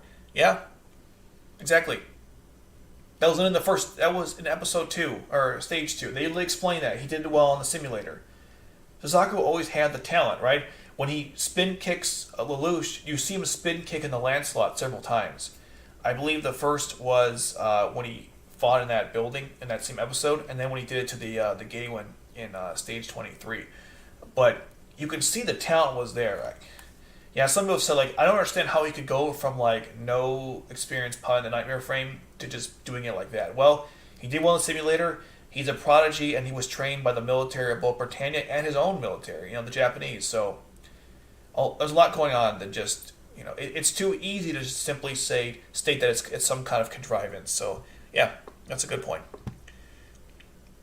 They are forgetting the plenty of scenes in season 1 showing Suzaku training with Lloyd to use the Nightmare frame. As for the upgrades, he was Lloyd's prototype. They didn't even have an ejector seat.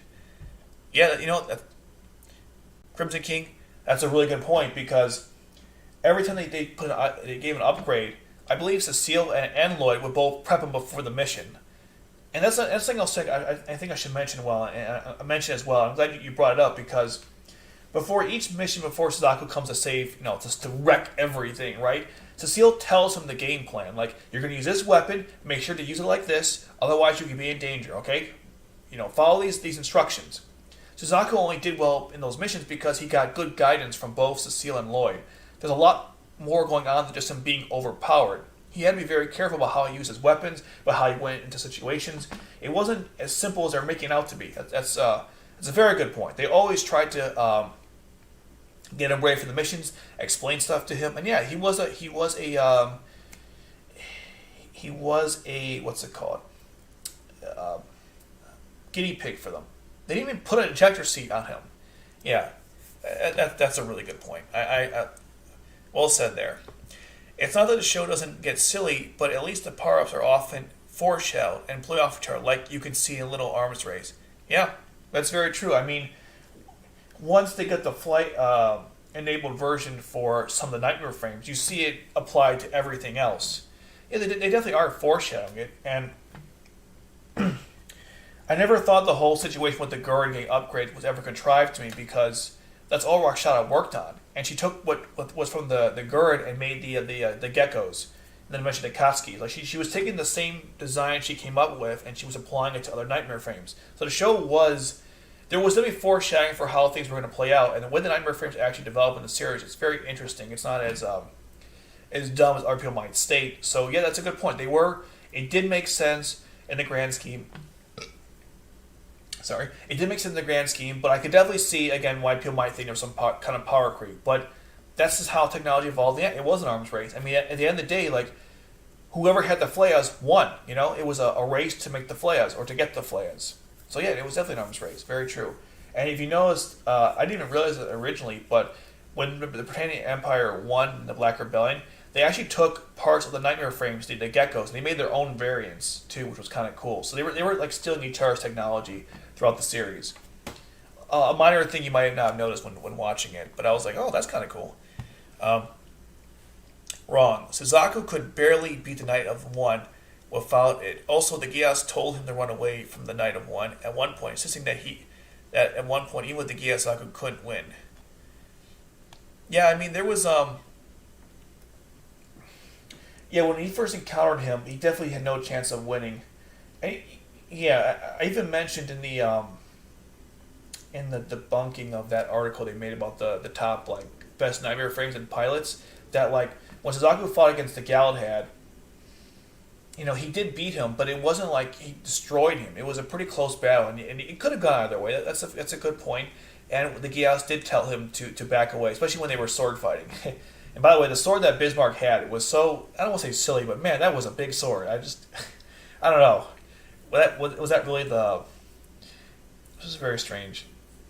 But Code Geass has like weird designs for the swords in general. I'm not sure if you noticed, but like all the swords the characters use, they're very weird. I guess it's part of the theme of the setting of the series. But yeah, it's a good point.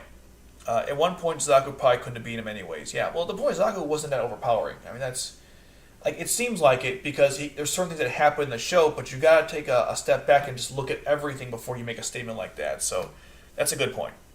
Suzaku may not be that strong, but that ass. Yeah. Yeah. Look, you know what? Everyone talks about the fan service for Colin, but yeah, Suzaku. It's true. I can't argue with that.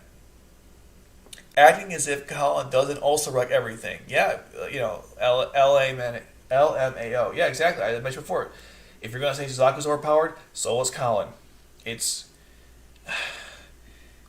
it's strange. It's a very strange singling out of Suzaku. When if you're gonna complain about this problem in the series, you should hate the whole series because it happens all the time.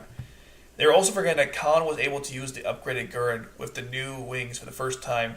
She got in with no problem. Yeah, and that's one of her skills in a Nightmare Frame pilot. I believe she told Raksha that she. Oh wait, you're talking about the Satan elements. Yeah, that's true. Because with the flight enabled version, she read the manual beforehand. She told Raksha when she was like tumbling to her doom. But with the Satan element, she just jumped right in and figured it out. And that was not easy Nightmare Frame to use. They were saying how like only certain pilots could even pilot that thing correctly. There's a whole thing in Code Geass about the whole. I think it's the synchronization rate between pilots and the Nightmare Frames. So Colin actually had she had a pretty good synchronization rate with the Nightmare Frame, the Gurren Satan 8 elements. And I think they took that from Neon Genesis Evangelion, if I'm not mistaken. But yeah. Got it, no problem. Suzaku had a superior Nightmare Frame, mostly fought 4th and 5th generation Nightmare Frames in R1. In R2, he fought more opponents on equal ground, and many resulted in no contest. Yeah, that's a good point too.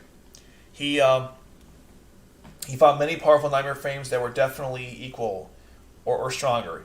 The point is, he wasn't the most powerful for most of the series. That the way, if you just analyze any of the parts of the series, like this isn't even that. It's not even that complicated. He lost many times. He won many times, and a lot of draws. In fact, I think I did an article about Suzaku, and I noted that he had a lot of draws in the series. That's a very good point. A lot of draws. So obviously he wasn't as strong as, especially if he was drawing a lot of Nightmare Frames. If he was so overpowered, he would have just, destroyed them easily. Or as Lloyd said, cut them to ribbons. There was a prodigy in real life when this kid had a higher IQ than Albert Einstein by 18. I recommend that anyone who hasn't seen it to look it up. Spare time, fascinating read. I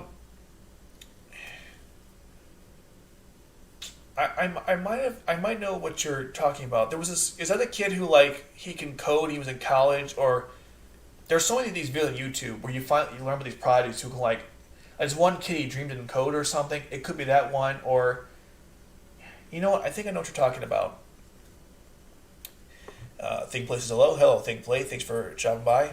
Suzaku smells like poo. Can't defend that. Yeah, you know what? You're right. You're right. He smells like poo. Because when you're Nightmare Frame all day, what else happens, right? That's a good point. Colin was able to fight. He was able to fight on par with Suzaku in the Lancelot in her final time piloting the Gurren, while Suzaku had a previous combat experience in the Lancelot. Yeah. I mean, at some point, they both was on fire side Lancelot. Oh, I'm sure I understood. Actually, let me make sure I understood this correctly. Lancelot the first time piloted the Gurren, while Suzaku had previous combat experience in the Lancelot. Oh, right, I know what you're saying. Because by the time Colin fought Suzaku the first time, he already had experience with the Lancelot versus Colin, who just got the Gurren. Yeah, and they were equal. I mean, granted, her arm kind of broke apart. But yeah, that's actually a really good point, because at that point, I said point twice, but at that time, the Lancelot, or Suzaku had experience piloting the Lancelot, so he was up on Colin at that point. Yeah, because you gotta understand too, just because you can pilot one Nightmare Frame, doesn't mean you can pilot another Nightmare Frame, okay? They're very different. Design, the way they work, right? There's all things in play you gotta think about, so that's why it matters, okay, I went from one to the other. What difference does it make? Well, it actually does make a difference, so that's a really good point. Well stated there. Lelouch is so overpowered. I mean, he's been at gunpoint a few times in a series, and he always got out of the situation because all he had to do was say, "Kill yourself." Yeah, or get out of the way, or become my slave, whatever. Yeah, exactly. How many times in the series Lelouch could have been killed, and he just gets out of it? He's just overpowered, He's just overpowered. The show is stupid. Just, this list should have a number 0. Suzaku is not Lelouch and smells like poo.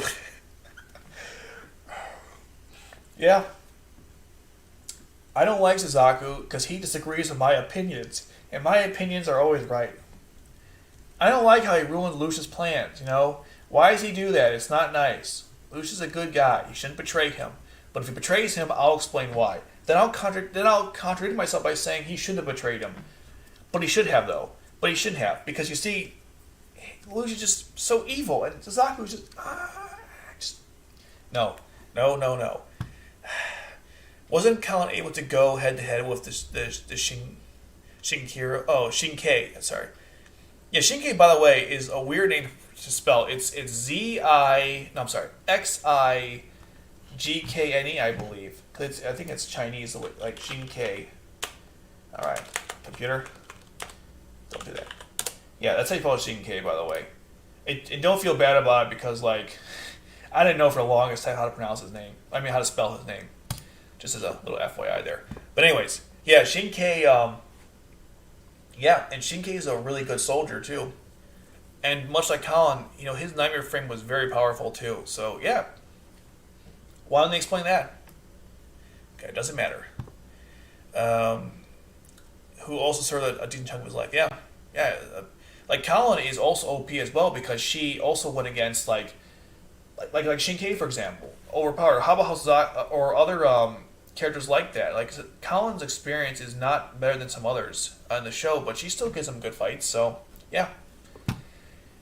You know, there's you can apply the same logic to other characters, but somehow it doesn't matter. Okay, I've always wondered if Code Geass didn't have drawbacks of affecting his heart, would he be able to compete with Suzaku in battle? Yeah, probably. Why wouldn't he be able to? I mean, if he could stop time, or not stop time, stop your perception of time. Yeah, why not? I mean, he almost defeated Colin, right? Well, I think he did, or he basically did because he stopped time or her perception of time. So yeah, he probably could have. If Code Geass could work without any side effects, man, that'd be scary for everyone else. Oh my lord, that'd be terrifying. I'm glad that never happens. I don't even want to think about that. That just, oh my god. Probably though. If Rollo got a nightmare frame that was equal to the Lancelot, let's say it was Conquista at the time, then yeah, probably. The Vincent, by the way, is a very powerful nightmare frame. And keep in mind that, like, Guilford piloted a variant of it, that purple one, and he was able to fight Suzaku pretty, on equal footing. So yeah, if Rollo had a nightmare frame like the Vincent, yeah, I think he would have given him a good fight. Colin's grades were also near top of her class by skipping at school. Yeah, she was. Colin's a genius too, but let's not talk about her. Just Suzaku. Suzaku's the only guy who gets it easygoing, best nightmare frame pilot in Code Geass for no reason. No reason. Absolutely. Code Geass for Suzaku's live command. That'd be interesting. Yeah. That'd be a fun fight to talk about because you got so much elements in play. I mean, think about this. If Suzaku knows that Raul can stop his perception of time, would his Geass make him back away or make him keep going? That's, another thing to think about in that situation. Do you think Suzaku's ideology is better than Lelouch's ideology? Better? That's hard to say because the thing is, it's not black and white because sometimes you need violence, unfortunately, or you got to take down a whole system to fix it. And sometimes you can fix stuff from within. I'm going to give some examples. I'm not saying I agree with either of these opinions. I'm just trying to throw some things out there. Like, with the Brexit, I'm not saying I support it or against it. But for that situation, a vote is what caused that, right? Or when Trump was elected, that was a vote that caused it. Right? It wasn't like a tear down the system. That was people just working through the system. And then you have situations where it was like the Bolsheviks came in there and they just took over the Russian government, with Lenin. So sometimes one way works better than another. It just depends what the situation is. That's why I find the whole debate between the two interesting, and I hate it when people like to simplify it as like, Lelouch was right because he won, Suzaku's an idiot, you can't change anything from within. That's not always true. That's why I like the argument between the two. They're two sides of the same coin. They both want to stop the violence and make the world, I guess, a gentler place, but how they get there is different. So, I don't know which ideology I like better. Sometimes Lelouch is right about what he wants to do, and sometimes Suzaku is right. Like when Lelouch told Suzaku that if you go back to do your trial, you're going to be killed. He was right about that. He would have been killed. But Suzaku was right when he said, like, the Black Knights, they kill a lot of innocent people. They could have worked with the police or done something else. He was right there as well, because with Narita, they killed so many innocent people. So sometimes Suzaku is right, sometimes Lelouch is right. That's what makes the show interesting. You can look at it from both point of views. I wish more people who hate the show or hate Suzaku would think about that instead of just assuming that it's one way or the other. That's not entirely true. So it's a good question. I think about it a lot, honestly. Do you mean the whole end justifies the means? I believe so, yeah. I know in the show Lelouch ideology wins, that's right. But I just want to know on which side you think is more worthy. I kind of explained that. Yes and no. They actually combine both for their ideology at the end. Personally, I think both of them go to the extremes. Yeah, they do. That's a good point. Do they combine ideology? I guess Lelouch's ideology wins a small margin, though. Yeah, I mean, in this context, for the most part, Lelouch's ideology was the one that ended up winning at the end, because Suzaku didn't want to kill any innocent people. He did with the F.L.E.I.J.A warhead, so he's like, well, look, if I've already killed people, I guess I might as well just become a killer. I guess that's my destiny. I have no choice in the matter.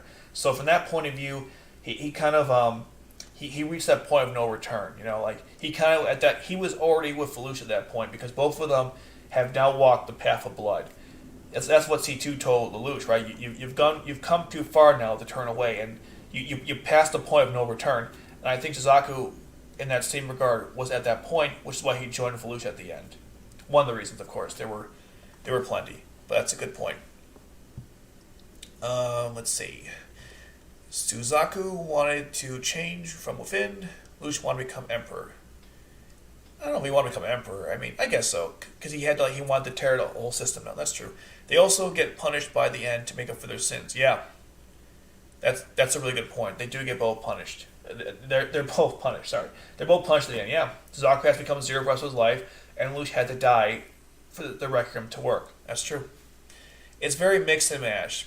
But Lelouch basically overthrows the top government officials, so there was no change from within. Yeah, but you can also argue that since Suzaku worked with Lelouch when he was emperor, they were making change from within, because they were, from within the government. That's a stretch. I'm just playing, but like, on some level, you could argue that. I agree with the fact that Lelouch repaying for his sins matches with Suzaku's. Yeah, they both had almost a death wish, if you think about it. Nice tearing. It's so frustrating. Okay. What else we got here? True, by the beginning, Lelouch would never consider working from within Britannia. No, he never wanted to. He told Suzaku as a kid, I'm going to destroy Britannia. That's a good point. Lelouch and Suzaku is a battle idea. That's why the idea of trying to compare each other and one being better than the other is worse than each other doesn't work, because it's different. Sorry. It's different for each person who thinks about it, right? It's two different point of views of how you can solve a problem. Sometimes one way works, sometimes the other way works. There's no what's it called, one size fits all for this. In this case, it may have been hard to work hard in a military, an absolute monarchy, but at the same time, though, Suzaku was making a lot of progress. They don't discuss how he went from a soldier to a warrant officer to a knight. I might have missed one, and then he became Knight of 7, and then the Knight of 1, then the Knight of 0. Well, actually, it was Knight of 0. He took the Knight of 1 position from Bismarck, but he was working up the ladder. Suzaku was very close to achieving his goals. What he told Todo in Stage 17 that he wanted to make them trust him, so they would give him higher authority, and that happened because he became Yuffie's knight. So he was getting there, and think about it, he used his. I said before, he used his influence to save 6 million people. That's very underlooked by people, but that's pretty significant. That shows like he was actually making real change. He told Alicia Lomar to piss off. We're not killing these Japanese people. We'll let them go to Chinese Federation. That's real power right there. The fact he could tell Lloyd, order him to give him stuff, like that's real power. Okay, just saying. Like if you really think about it, so he was getting there through the system. If you really think about it. Okay, let's keep going here. Creation comes after destruction, but destruction can sometimes cause too much destruction. That's how I view Lelouch versus Suzaku. Yeah, I can say yeah, versus creation. True. Code Geass was not a battle of white and black, but gray versus gray. Both noble intentions, both that are required sacrifices. Yeah. The question is, how much do you sacrifice, and does it ever come to a point where it's not worth it at the end? And that's what Suzaku always asked Lelouch and Colin, or Zero and Colin at the time. Is it really worth all this? If it leads, even if the end is great, right? The results are great. Is it worth doing all this to get to that point? So that's a very valid, exactly. In terms of Lelouch versus Suzaku against Charles, it was gray versus black. Well, in that case, yeah, because that was Charles' plan was just insane. Nobody wanted that. That's very true. I'll take care, Gladiator King. Thanks for stopping by. Appreciate all the feedback you bring up. So you have really good insight on the series. Yeah, I totally agree. Both had the pros and cons. By the time they reached Zero Requiem, the end justified the means, and the means justified the end, since Lelouch sacrifice became a valid price to pay. So, in that sense, their ideologies converged. Yeah. That's a really good point. I really like that, actually. That's a really good way to summarize it. Yeah, because, yeah, that's well said. Well said there. Because, yeah, because in both cases, yeah, it did. Yeah, well said. Another question. Do you think Suzaku was a slave for Britannia? Because some say that he had free will, hence it was his choice. A slave? I mean, he felt he was. He felt like he had no choice in the matter. So I can see that argument, because Suzaku was very idealistic at the beginning of the series. He felt like it had to be done by the books. It had to be done by the system. That's all there was to it. You can't break the rules. So because he was enslaved to that mentality, he was, I guess, enslaved to Britannia. But it was his choice to join the military. But he will tell you that, well, he did agree, or he did state that he felt he was forced to do it because he had no other way to change the system. So, slave is an interesting term. I think he felt like he was trapped, which can be mental slavery. So I would say, if anything, it was mental slavery, because he felt like he had to do it. It's a good question. It's a good question on that one. Yeah, I totally agree. Ideology has pros and cons. Yep. Okay, I read that one already. My bad. Okay. Also, yes, when they came up with Zero Requiem, I do think Lelouch wanted to die, because not only was dead, but soon enough he came too far to turn back when she was found alive again. That's a good point. Maybe that's why there was a little bit of conflict when after he saw her alive. In that video conference they had in the Emperor's private plane, I guess. Yeah, could be. Well, let's face it. Well, not only died, he was determined. He didn't care anymore. I mean, he was looking. What was it? He was okay with the Black Knights killing him at the end. At turn 19, he was like, whatever. Look, Nully's dead. They know about me. Whatever. It is what it is. I have no reason to live anymore. So, yeah, at that point, he probably had no reason. That's why he was okay to die for the Requiem. But once she was around, then things changed a little bit. But yeah, Suzaku had to keep him alive, like, keep your promise. I really like that line he tells him there. Okay, here we are. Oh, it's 1 million, not 6 million? You know what? You might be right. Hold on. Oh, you're right. It was 1 million. Why did I say 6 million? You know what? You're absolutely right. It was 1 million people. I'm completely off. It's called 1 Million Miracles. Let's see. Yeah, you're absolutely right. That was. I wasn't thinking of the Holocaust or something. I don't know why I was thinking of like 6 million, because 6 million Jews were killed in the Holocaust. I must have been thinking that. No, it was 1 million. Yeah, there it is. 1 million zeros. No, you're right. That was it was 1 million. My bad. But I think the point's still valid. But you're right. It was 1 million. That's still a lot, though. I mean, again, that was through his authority, so that's a good point. Lelouch at the end, before he knew more about Charles' plan, decided to try to end everything. By trying to trap himself and Charles in the realm of eternity, so essentially death. Yeah. I think you called it 1 million. Yeah, it was called Miracle of 1 Million Zeros, which I just looked up. Yeah, you're absolutely right. Thanks for the correction there. Hello, Grizzled War Veteran, War Veteran. Thanks for coming in there.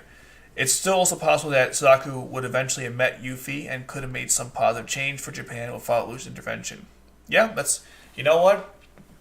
In some alternate universe, that could have happened.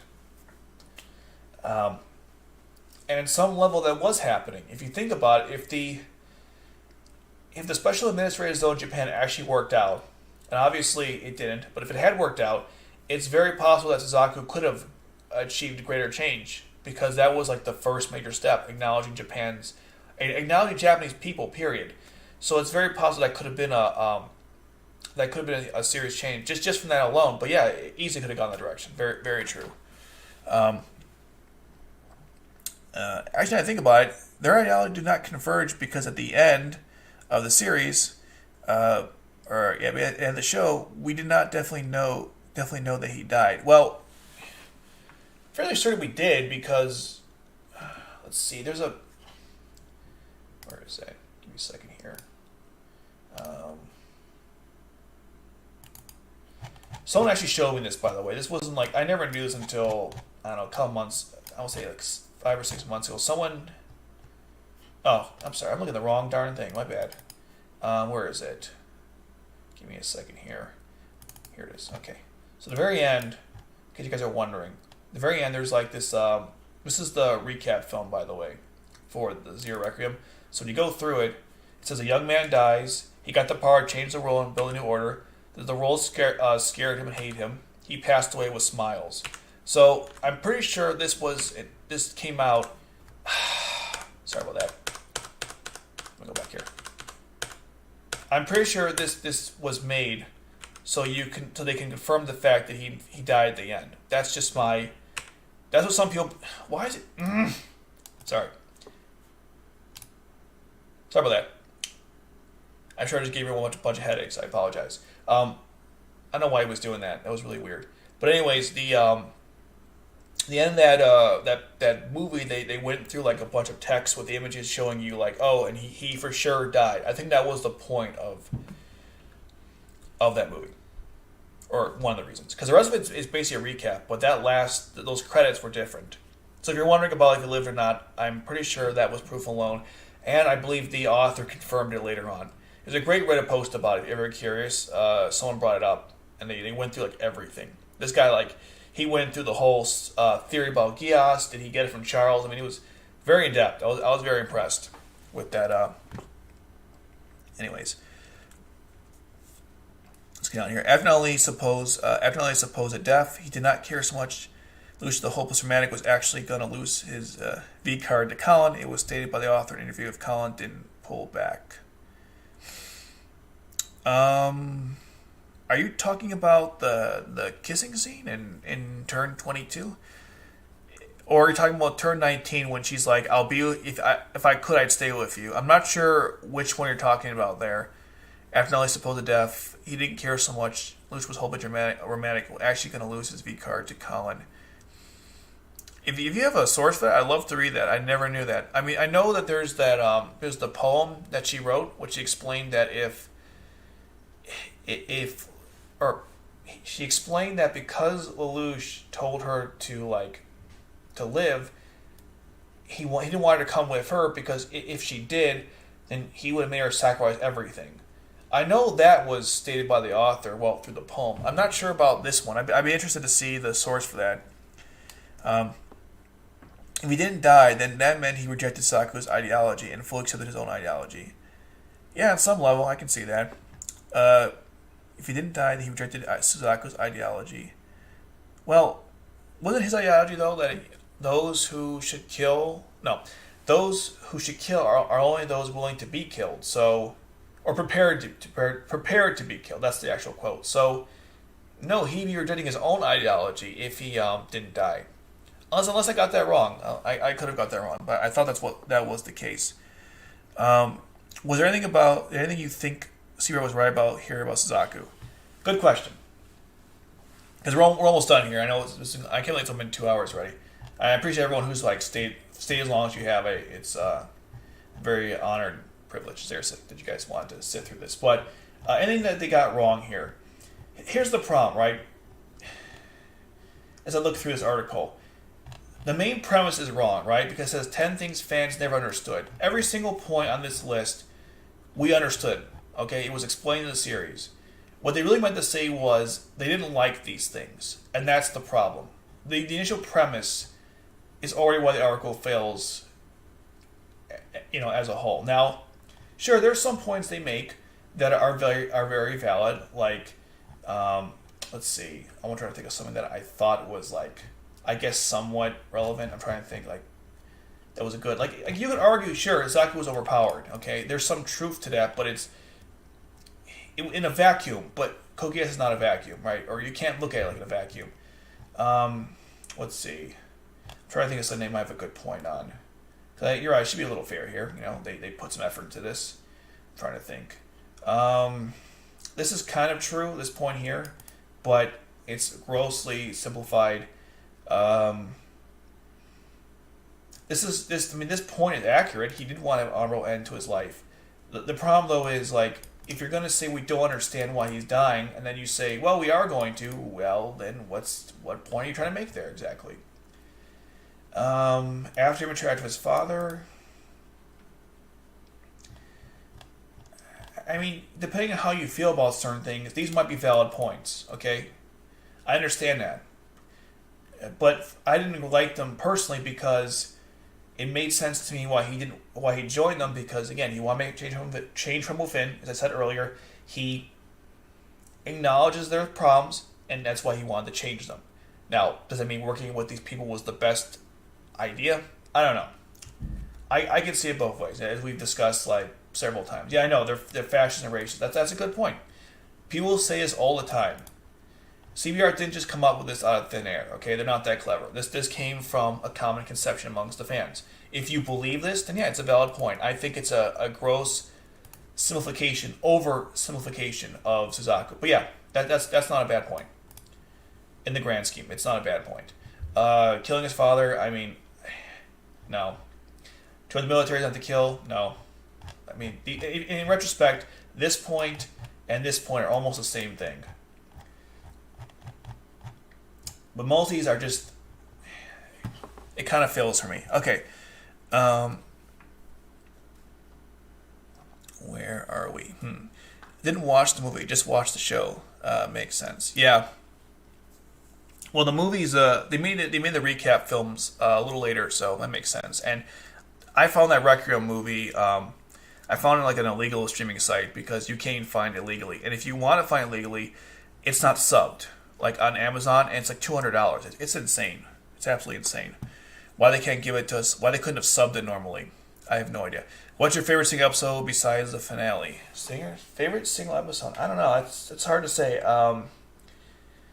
It's weird about Code Geass is that I really like the show a lot, but it's always hard to point to one episode because there are certain parts of certain episodes that piss me off, and certain parts I really enjoy, like the Like I'll give you an example. The what's a good one?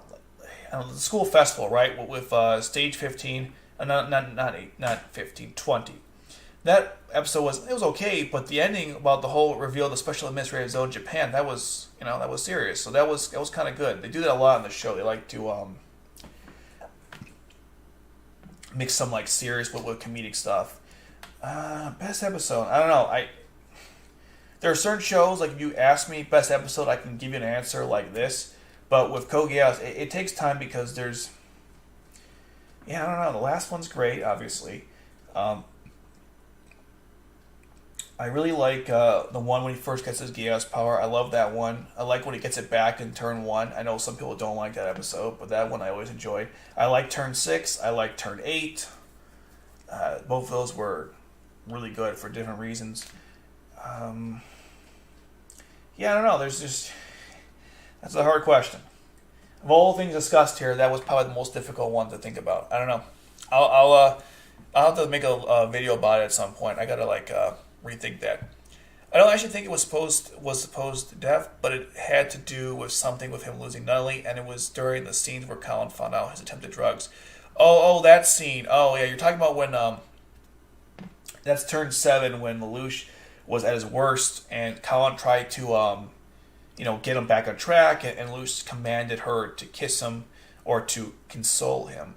But the problem with that though was that he never really used that whole situation. It's hard to tell what Lelouch was doing there. He was clearly not in the right mindset, right? And he used his authority to convince her to want to kiss him, and I don't know. I'm not sure what was going to happen in that scene. Maybe he would have lost his V card. Probably would have. You know what? He probably would have. He wanted to be consoled. He didn't give a darn anymore. And Colin obviously wasn't going to go with that because she likes Lelouch, but she wanted Lelouch to. That's not the Lelouch she fell in love with. It wasn't this weak-minded individual. She wanted the strong, charismatic, no weakness, Zero. That's what she wanted. Not this, weak shell of a man. So that's why she probably wasn't interested anyways. And again, it wasn't genuine anyhow. It was just Lelouch kind of in the wrong mindset. Let me see if I can find the source. I'm certain I saw that a few months back. Yeah, again, I'd like to see that. You're right, the quote itself is, the only one that should kill are those who appear to be killed. Yeah, I've messed up in the past with people that have rightfully called me out on it because, yeah, okay. This article is just bad. It's basically why the writer didn't like Suzaku, but without real thought behind it. Yeah, and look, if they had said 10 reasons why I hate Suzaku Kurugi, fine. I would have loved the arc. I mean, I would have loved it, but okay, that's your opinion. That's up to you. But it says 10 things the fans never understood. See, now you're dragging us into it, and that's where I get angry with some of these articles. It's like, don't put me with every, I'm not on your level when it comes to this. I watched the show several times, and I don't think you even had to understand most of these points. It should have just been 10 things about Suzaku I can't stand. It might have gotten more views too. By the way, there's a comment that says, this is the words of a man who saw the show only one time, and even this one time, he didn't pay attention. This guy, MVP. Also, I know that Lelouch died in canon, but I always keep headcanon Lelouch died, but he had gone to Code and L2, and C2 walked off to wander the world. Yeah, a lot of people wanted that, and honestly, that's kind of what the latest film did. So, yeah, that's a good point. When I was 9, I started to see this anime series. I didn't understand why he killed, but now at 15, I started to see it. I understand him more. His father was kind of mean and insane. You were 9 when you watched this show? Wow. I don't think this is for kids. Are you being serious? That's interesting. Okay. Hey, that's pretty cool. Alright, what do you think separates Suzaku from his most idealistic soldier type character? I mean, he's great. I just want some input. Okay, we can take a couple more questions. I gotta kind of end this already because it's getting kind of late. But what do you think separates Suzaku from the most idealistic soldier type character? What separates him is that Suzaku... Well, actually, I would say early on nothing, because Suzaku wants to just follow the rules and die by them. But there are times in the show where he doesn't like what's happening. Like when they were killing the soldiers in the pier, the JLF members, he was not okay with that. So that's another example of where he was, Suzaku was in a situation where he had to watch certain awful things happen, but he understood he had to go along with it if he wanted to achieve his goals. So that's one difference. And of course, the end when what I had with Yuffie, then it was like, then it didn't matter anymore. Once crap hit the fan, he was like, nope, this is not going to work anymore. For the most part, though, it's interesting you bring that up, because that's what Suzaku was from the get-go. He was just somebody who was playing it by the book. He was an idealistic soldier. He was naive at times, and then he learned throughout this story. So I'd say early on, not much difference, but there were signs that he clearly didn't like what was happening, but had to go along with it. And eventually, once he passed, once he saw certain things and he crossed the path of no return, he well, you know what happened. Okay. Let's see. This episode, or the episode where the administrative zone officially happened, is my favorite because it's the episode where I can recall almost everything and I was 100% invested. Yeah, in fact, I think you have a point there because that investment you have in that episode is why that twist with Yuffie is so dramatic because you were so locked in. You're like, oh my god, is this going to be over? Is Lelouch going to surrender to Yuffie? Is the rebellion over? And then all of a sudden, the command happens for her to kill the Japanese people, and you're like, wait, what? What just happened? You can't. Your mind can't process what just happened. You're right. You are so locked in what's going on. It's one of the only episodes where you are that locked in. I also was locked in, I would say, during the end when Lelouch went up to Democles to stop Schneisel because there was so much going on with it. I mean, they had to get that device to stop the bomb, obviously, so they don't die. And then, of course, Lelouch had to make it in time to stop Schneisel. There was a lot of tension with that, too. That's a good point, though. You were really locked in that episode. That's why it's so memorable, because you don't forget. Okay, let's see. Without the finale, I always enjoyed the final fight against Charles and Sorvakasha, turn 21 R2, I think. Yeah, that was a good fight. It was an argument about ideology. It was a revealing of his plan. Some say it was dumb. Not the topic of discussion, but yeah, that was a pinnacle point in the series. That's true. Absolutely that was Lelouch finally getting to confront his father and have a good equal fight, because when he fought him the first time in turn 15, he was completely at a disadvantage there. His dad knew how everything worked with the thought elevator and the Sorvakasha and C2. Like, Lelouch was completely in the dark and he had no idea what was going on. He eventually did defeat him through the help of C2, but had C2 not helped him out, he would have lost to his dad. So the second encounter, it was more equal footing. Lelouch learned about his mistakes, and he was able to use that as advantage to defeat Charles. So yeah, that's a good point. There was a lot more going on than just simply him defeating him. So that's a good point. All right, so it was after an interview when R2 ended, but it was an old interview. It might have actually been done on radio, so a direct link is near impossible, but I can confirm its existence. Okay, hey, look. Code Geass is an old show, believe it or not. It's like, 12 years old or something? So, yeah, it's an old show. So it doesn't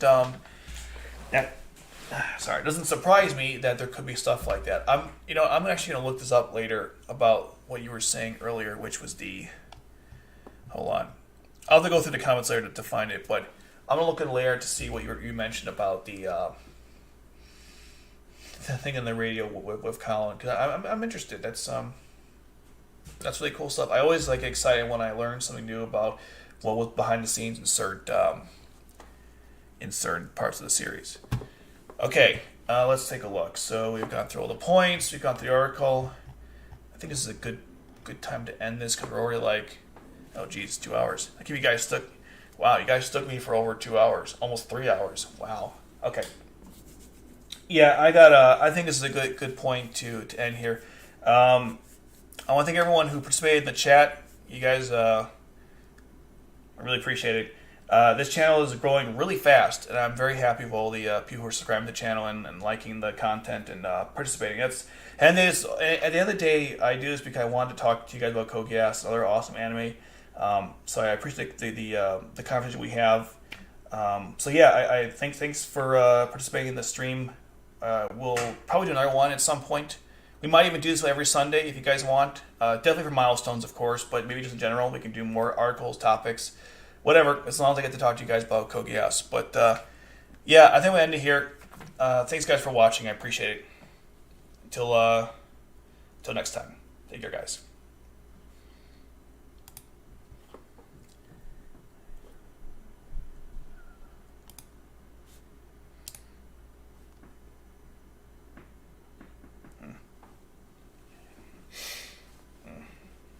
Hopefully it should end soon.